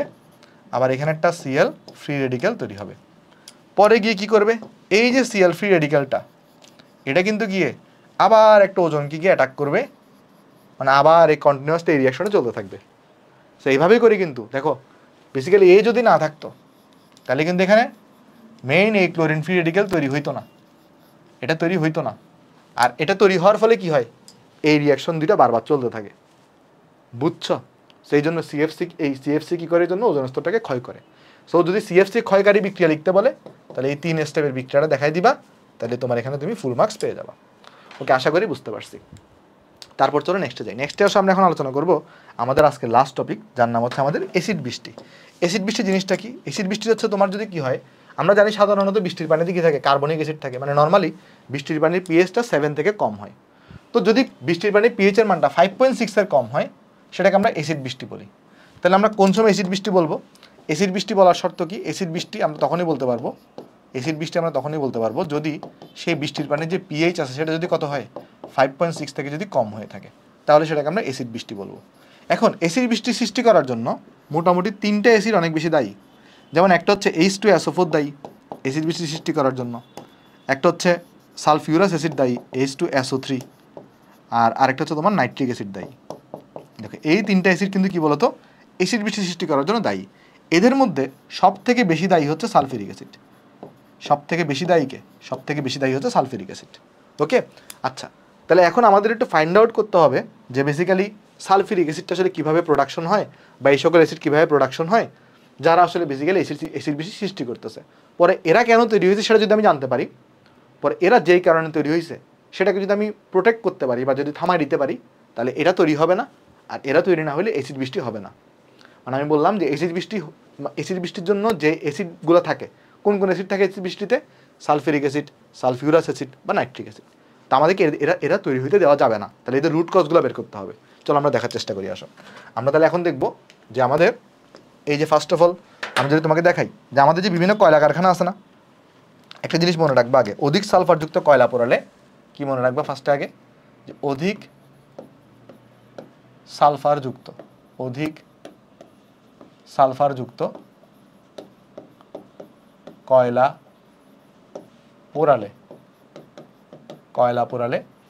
সালফার ডাইঅক্সাইড তৈরি হয়। কিভাবে? দেখো সালফার আমরা সবাই জানি অ্যাসিড আকারে থাকে। কি আকারে থাকে? সালফার হচ্ছে অ্যাসিড আকারে থাকে। এটাকে যখন তুমি পোড়াও, দহন করো, তখন এখানে কি তৈরি হয়? Sulphur dioxide. 8 দিবা শেষ। তাহলে অধিক সালফারযুক্ত তুমি যদি কি করো, কয়লাকে যদি পোড়াও, তাহলে সেখানে কি হবে? সালফার ডাইঅক্সাইড তৈরি হবে। আচ্ছা, তার মানে আমি যদি তোমাকে দেখাই যে ধরো এটা তোমার একটা কয়লা কারখানা, ঠিক আছে? কয়লা কারখানা, এটা ধরো গ্রাউন্ড। ওকে, ভালো কথা। তার মানে এখান থেকে কি প্রোডাকশন হচ্ছে? এখান থেকে সালফার ডাইঅক্সাইড গ্যাস তৈরি হচ্ছে। এখন এই সালফার ডাইঅক্সাইড গ্যাস কী করে ফার্স্টে দেখো। ফার্স্টে আমরা চলো দেখার চেষ্টা করি আমাদের H2SO3 কীভাবে প্রোডাকশন হয়। তখন এই সালফার ডাইঅক্সাইড কি করে, এই যে আমার বৃষ্টির পানি আছে না, বৃষ্টির পানির সাথে রিয়াকশন করে কি তৈরি করবে, এখানে H2SO3 তৈরি করতেছে। তাহলে H2SO3 তৈরি হওয়ার পিছনে দায়ী হচ্ছে সালফার ডাইঅক্সাইড। তাহলে যদি আমি সালফার ডাইঅক্সাইডকে তৈরি হওয়া থামাইতে পারতাম তাহলে কিন্তু আমার অ্যাসিড বৃষ্টির সৃষ্টি হইতো না। দেখো এবার যদি আমরা দেখার চেষ্টা করি H2SO4 এটা তৈরি হওয়ার জন্য দায়ীকে, দেখো অ্যাট ফার্স্ট সালফার ডাইঅক্সাইড কি করবে, বায়ুমণ্ডলের অক্সিজেনের সাথে রিয়াকশন করবে, 2 মোল সালফার ডাইঅক্সাইড কি করবে, এরপরে রিয়াকশন করে 2SO3 সালফার ট্রাইঅক্সাইড তৈরি করবে। আর এই সালফার ট্রাইঅক্সাইডটা তখন কি করে, বৃষ্টির পানির সাথে রিয়াকশন করে তোমার এখানে সালফার H2SO4 তৈরি করবে। তাহলে H2SO4 তৈরি হওয়ার জন্য দায়ী হচ্ছে SO3, আর SO3 তৈরি হওয়ার জন্য ইনডাইরেক্টলি দায়ী কিন্তু ছিল SO2। তাহলে SO2 এগুলোর প্রোডাকশন কিন্তু আমাকে কি করতে হবে, থামাইতে হবে। আর আরেকটা যেটা আছে আমাদের নাইট্রিক অ্যাসিডের বিক্রিয়াটা এত ইম্পর্টেন্ট না, বাট তারপরে তুমি দেখে রাখতে পারো। নাইট্রিক অ্যাসিডের রিয়াকশনে কি হয়, নাইট্রিক অ্যাসিডের রিয়াকশনে অ্যাট ফার্স্ট যে ঘটনাটা ঘটবে, তোমার 2 মোল নাইট্রোজেন ডাইঅক্সাইড এরা প্রথমে আগে O3 সাথে রিয়াকশন করে তোমার হচ্ছে এখানে N2O5 তৈরি করবে, আর এখানে অক্সিজেন তৈরি হবে। পরবর্তীতে গিয়ে এই যে N2O5 আছে সেটা পানির সাথে রিয়াকশন করবে, বৃষ্টির পানির সাথে রিয়াকশন করে এখানে 2 মোল নাইট্রিক অ্যাসিড বেসিক্যালি তৈরি করবে। তাহলে নাইট্রিক অ্যাসিড এটা তৈরি হওয়ার জন্য কোনো দায়ী কে ছিল, এটা তৈরি হওয়ার জন্য কোনো দায়ী আলটিমেটলি NO2, আলটিমেটলি কিন্তু কি হচ্ছে, দায়ী ছিল NO2। তাহলে মূল কথা আমি যদি তোমাকে একটু করে বলি, মূল কথা হচ্ছে অ্যাসিড বৃষ্টি সৃষ্টি হওয়ার জন্য তাহলে দায়ী কারা কারা, সালফারের বিভিন্ন অক্সাইড যেমন সালফার ডাইঅক্সাইড, সালফার ট্রাইঅক্সাইড, আর নাইট্রোজেনের বিভিন্ন অক্সাইড যেমন তোমার হচ্ছে NO, তারপরে তোমার ধরো NO2। তবে সব থেকে বেশি দায়ী কারা অ্যাসিড বৃষ্টি সৃষ্টি হওয়ার জন্য, সব থেকে বেশি দায়ী হচ্ছে এরা, এই যে এরা সব থেকে বেশি দায়ী, বুঝছো? তাহলে অ্যাসিড বৃষ্টি সৃষ্টি হওয়ার জন্য এরা দায়ী। ওকে, এগুলো একটা তাহলে আমরা মনে রাখবো। তাহলে এরা হচ্ছে অ্যাসিড বৃষ্টি সৃষ্টি হওয়ার জন্য দায়ী। তাহলে এখন আমাকে এদের প্রোডাকশনটাকে থামাইতে হবে, কি করতে হবে, থামাইতে হবে। সো এদের প্রোডাকশন থামানোর জন্য আমরা কি করতে পারি, চলো দেখার চেষ্টা করি। তার আগে অ্যাসিড বৃষ্টির কিছু ক্ষতিকারক প্রভাবগুলো জেনে নিই। কী ক্ষতিকারক প্রভাব হইতে পারে, তাজমহলের পাথর ক্ষয় হইতে পারে, ধাতুর ব্রিজ এবং অট্টালিকার ক্ষতি হইতে পারে, জলজ প্রাণী এবং উদ্ভিদ আক্রান্ত হইতে পারে, পানিতে মাছের ডিম হ্যাচিং বাধাপ্রাপ্ত হইতে পারে, মাটি অনুর্বর হয়ে যায়। এগুলো একটু মনে রাখবে, এগুলো হচ্ছে অ্যাসিড বৃষ্টির ক্ষতিকারক প্রভাব। এখন তোমাকে দেখাই যে অ্যাকচুয়ালি কী হইতে পারে। দেখো ফার্স্ট অফ অল এই যে আমাদের সালফার ডাইঅক্সাইড, সালফার ডাইঅক্সাইড, তারপরে তোমার ধরো সালফার ট্রাইঅক্সাইড, তারপর ধরো তোমার হচ্ছে আমাদের কার্বন ডাইঅক্সাইড, এগুলাকে একটা বিশেষ গ্যাস বলা হয়, এগুলোকে বলা হয় ফ্লু গ্যাস। এগুলোকে কি বলা হয়, এগুলোকে বলা হয় ফ্লু গ্যাস বলে। এখন এই ফ্লু গ্যাসগুলোকে ক্লিন গ্যাসে পরিণত করার জন্য আমাদেরকে যেই জিনিসটা ইউজ করতে হয় তার নাম হচ্ছে FGD প্লান্ট। কি বলা হয় এটাকে, একটা প্লান্ট আছে আমাদের যার নাম হচ্ছে FGD প্লান্ট। FGDর পূর্ণরূপ কি, চলো সেটা আগে দেখাই। F দিয়ে মনে রাখবা ফ্লু, G দিয়ে মনে রাখবা গ্যাস। তাহলে ফ্লু গ্যাস ডিসালফারাইজেশন, কি বলতে ডি দিয়ে কি মনে রাখতে হয়, সালফারাইজেশন। তাহলে FGD প্ল্যান্ট কি করে, FGD প্ল্যান্ট ফ্লু গ্যাসটাকে ডিসালফারাইজেশন করে। অর্থাৎ FGD প্ল্যান্ট যেটা করে এইগুলাকে ইনপুট হিসেবে নিয়ে ভালো জিনিস প্রোডাকশন করে, যেমন জিপসাম তৈরি করে যেটা সিমেন্ট শিল্পে ব্যবহৃত হয়, ওইটা কিন্তু খারাপ না। তার মানে আমি যদি কি করি, আমি যদি এখানে ধরো এই যে কয়লা কারখানা যেটা ছিল আমার, এখান থেকে তো ডেফিনেটলি আমার সালফার ডাইঅক্সাইড তৈরি হচ্ছিল, সালফার ডাইঅক্সাইড তৈরি হচ্ছিল, রাইট? দেখো এই জায়গা থেকে আমার সালফার ডাইঅক্সাইড তৈরি হচ্ছিল। তাহলে যেই সালফার ডাইঅক্সাইড তৈরি হচ্ছে, এই সালফার ডাইঅক্সাইড উপরে প্রোডাকশন হচ্ছে। এটাকে আমি যদি কি করি, এখানে যদি আমি এটাকে একটা FGD প্লান্টের মধ্যে চালনা করি, ধর এখানে একটা আমি FGD প্লান্টকে রাখলাম, তাহলে কিন্তু আমরা এখান থেকে কি পাবো, জিপসাম পাবো। দেখবো একটা রিয়াকশন আমি দেখাচ্ছি, এটা কিন্তু আবার ক্লিন জিনিস, মানে আলটিমেটলি কিন্তু তখন অ্যাসিড বৃষ্টি আর তৈরি হচ্ছে না। তাহলে অ্যাসিড বৃষ্টি তৈরি না হইতে দেওয়ার জন্য আমরা কিন্তু কি ইউজ করতে পারি, কলকারখানাতে FGD প্লান্ট ইউজ করতে পারি। যেমন আমরা এখন দেখার চেষ্টা করব এই যে আমাদের FGD প্লান্ট যেটা আছে, FGD প্লান্ট আসলে কি রিয়াকশন ঘটে। তাহলে আমরা চলো এখানে লিখবো যে আমাদের FGD প্লান্টের সংগঠিত বিক্রিয়া। একটু এগুলো মনে রাখতে হয়, বুঝছো? মাঝে মাঝে দিয়ে দে। তাহলে আমরা পড়বো FGD প্লান্টে সংঘটিত বিক্রিয়া। চলো আমরা দেখার চেষ্টা করি। প্রথমে আমরা কি করব, ওই যে আমরা এখানে ইনপুট হিসেবে কাকে দিব, সালফার ডাইঅক্সাইড এফজিডি প্ল্যান্টে। এফজিডি প্ল্যান্টে ইনপুট হিসেবে কাকে দেওয়া হয়, সালফার ডাইঅক্সাইডকে দেওয়া হয়। এফজিডি প্ল্যান্টে আমরা ইনপুট হিসেবে কাকে দিব, সালফার ডাইঅক্সাইডকে দিব। এখানে ক্যালসিয়াম কার্বনেট থাকে। এ প্রথমে আগে রিয়াকশন কি তৈরি করে, SCaSO3 তৈরি করে। এ কি তৈরি করবে এখানে, ক্যালসিয়াম SO3, কেমন, ওকে, ক্যালসিয়াম সালফেট। তারপরে আর এখানে কার্বন ডাইঅক্সাইড তৈরি হবে, আর এখানে কি তৈরি হবে, কার্বন ডাইঅক্সাইড তৈরি হবে। পরে এই যে তুমি দেখতেছো আমার কাছে আছে এখানে এই CaSO3 আছে, এরপরে রিয়াকশন করবে কার সাথে, অক্সিজেন, আর ধরো রিয়াকশন করবে এখানে পানির সাথে, আর এখানে পানির সাথে রিয়াকশন করবে। ধরো তুমি 2 মোল পানি দাও, 2 মোল না 4 মোল দিতে হবে সমতা করার জন্য। তাহলে দেখবা তুমি এখান থেকে জিপসাম পাবা। এখান থেকে কি পাবা, জিপসাম। জিপসামের সংকেত কি তোমরা সবাই জানো, জিপসামের সংকেত কি, ওই যে CaSO4.2H2O, দুইটা সংকেত মনে রাখবা, জিপসাম আর ডলোমাইট। ওই ডলোমাইটের সংকেতে কিন্তু লাগে অনেক সময়। তাহলে এখানে কি তৈরি হবে, এই যে CaSO4 তৈরি হবে .2H2O, তাহলে এটাকে আমরা কি বলতেছি, জিপসাম বলতেছি। তাহলে এখান থেকে জিপসাম তৈরি হবে। ওকে, তা আমি যদি সমতা করতে চাই তাহলে আমার এখানে 2 দেওয়া লাগবে একটা। সমতা করার দরকার নেই যদিও, দেখি একটু করে সমতা করতে কীভাবে করতে পারি। এখানে যদি 2 দিই একটা, এখানে যদি 2 দিই, সমতা কি হয়েছে, দাঁড়াও, অক্সিজেন দেখি এখানে আছে 6টা, এখানে আছে 2টা 8টা, এখানে 4টা 10টা, তাহলে এখানে 8টা 10টা, হ্যাঁ সমতা হয়েছে, সমতা হয়েছে। তাহলে এই যে দেখো জিপসাম যেটা আছে এটা কিন্তু খারাপ না, এটা কিন্তু কি, এটাকে হচ্ছে আমরা সিমেন্ট শিল্পে বা ক্লিনকার শিল্পে ব্যবহার করি। এটাকে কোথায় ব্যবহার করে, এটা কিন্তু ভালো জিনিস, এটাকে আমরা সিমেন্ট শিল্পে ব্যবহার করি জিপসামকে। ওকে, এইটা একটা প্রসেস হইতে পারে। দেখো নাম্বার 1 প্রসেস হচ্ছে এটা, এটা একটা প্রসেস, মানে প্রথম রিয়াকশন এটা দেখাইলা, পরের রিয়াকশন তুমি এটা দেখাইলা। আরেকটা প্রসেসের মাধ্যমে আমি এই জিনিসটাকে ক্লিন গ্যাসে কনভার্ট করতে পারি। কিভাবে, আমাদের কাছে কি ছিল, আমরা সালফার ডাইঅক্সাইডকে ইনপুট হিসেবে দিচ্ছি, রাইট।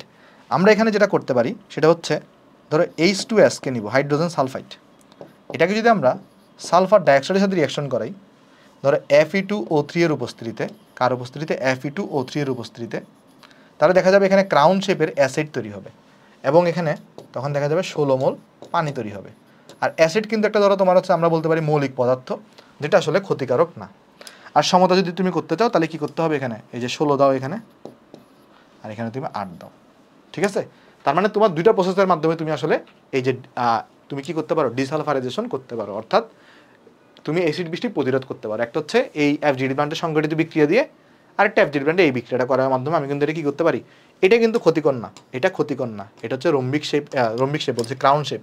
অ্যাসিডের স্ট্রাকচার কীরকম হয়, এরকম ক্রাউন শেপের হয়ে থাকে অ্যাসিড। ওকে, এটা হচ্ছে অ্যাসিড। যেমন এখানে একটা সালফার থাকে, সালফার এখানে একটা থাকে, এখানে একটা সালফার থাকে, এখানে একটা সালফার থাকে, এখানে একটা সালফার, এখানে একটা সালফার, এখানে একটা সালফার, এই জায়গাটা সালফার থাকে। তাহলে এইভাবে করে আমরা কিন্তু অ্যাসিড বৃষ্টিটাকে প্রতিরোধ করতে পারি। তাহলে চলো নেক্সট নেক্সট আর নাই, তাহলে আজকের লেকচার আমাদের এখানেই শেষ। আমাদের তাহলে আর 2টা টপিক বাকি আছে, একটা হচ্ছে অ্যাসিড ক্ষারক মতবাদগুলো বাকি আছে, আরেকটা হচ্ছে আমাদের যে পানির বিশুদ্ধতার মানদণ্ড, অর্থাৎ বিওডি সিওডি, এই টপিকটা বাকি আছে। আর লাস্টের দিকে একদম কিছু টপিক আছে, কিছু তোমার ধরো ওই আর্সেনিক দূষণ, তারপরে তোমার হচ্ছে যে খাদ্য শিল্পে মনে হয় ল্যাড বিষক্রিয়া, এগুলো আসলে আমি তোমাকে একটু দেখাই দিব, মানে তুমি পড়ে নিবে এগুলো একটু, ওগুলো পরীক্ষায় তো আসে না, তো আশা করি তুমি এগুলো পড়ে নিতে পারবা। সো যা যা লাগবে আমি তোমাকে পড়াই দিচ্ছি সব। সো এতক্ষণ ক্লাস করার জন্য অনেক ধন্যবাদ। দেখা হবে শেষ লেকচারে। এরপরে কিন্তু আমাদের অর্গানিক কেমিস্ট্রি শুরু হয়ে যাবে। অর্গানিক কেমিস্ট্রি আমাদের মোটামুটি 25টা ক্লাসের মাধ্যমে একদম ফুল সিলেবাস আমরা কভার করে দিব। তো সবাই ভালো থাকবা, দেখা হবে নেক্সট ক্লাসে। যাই তাহলে, আসসালামু আলাইকুম।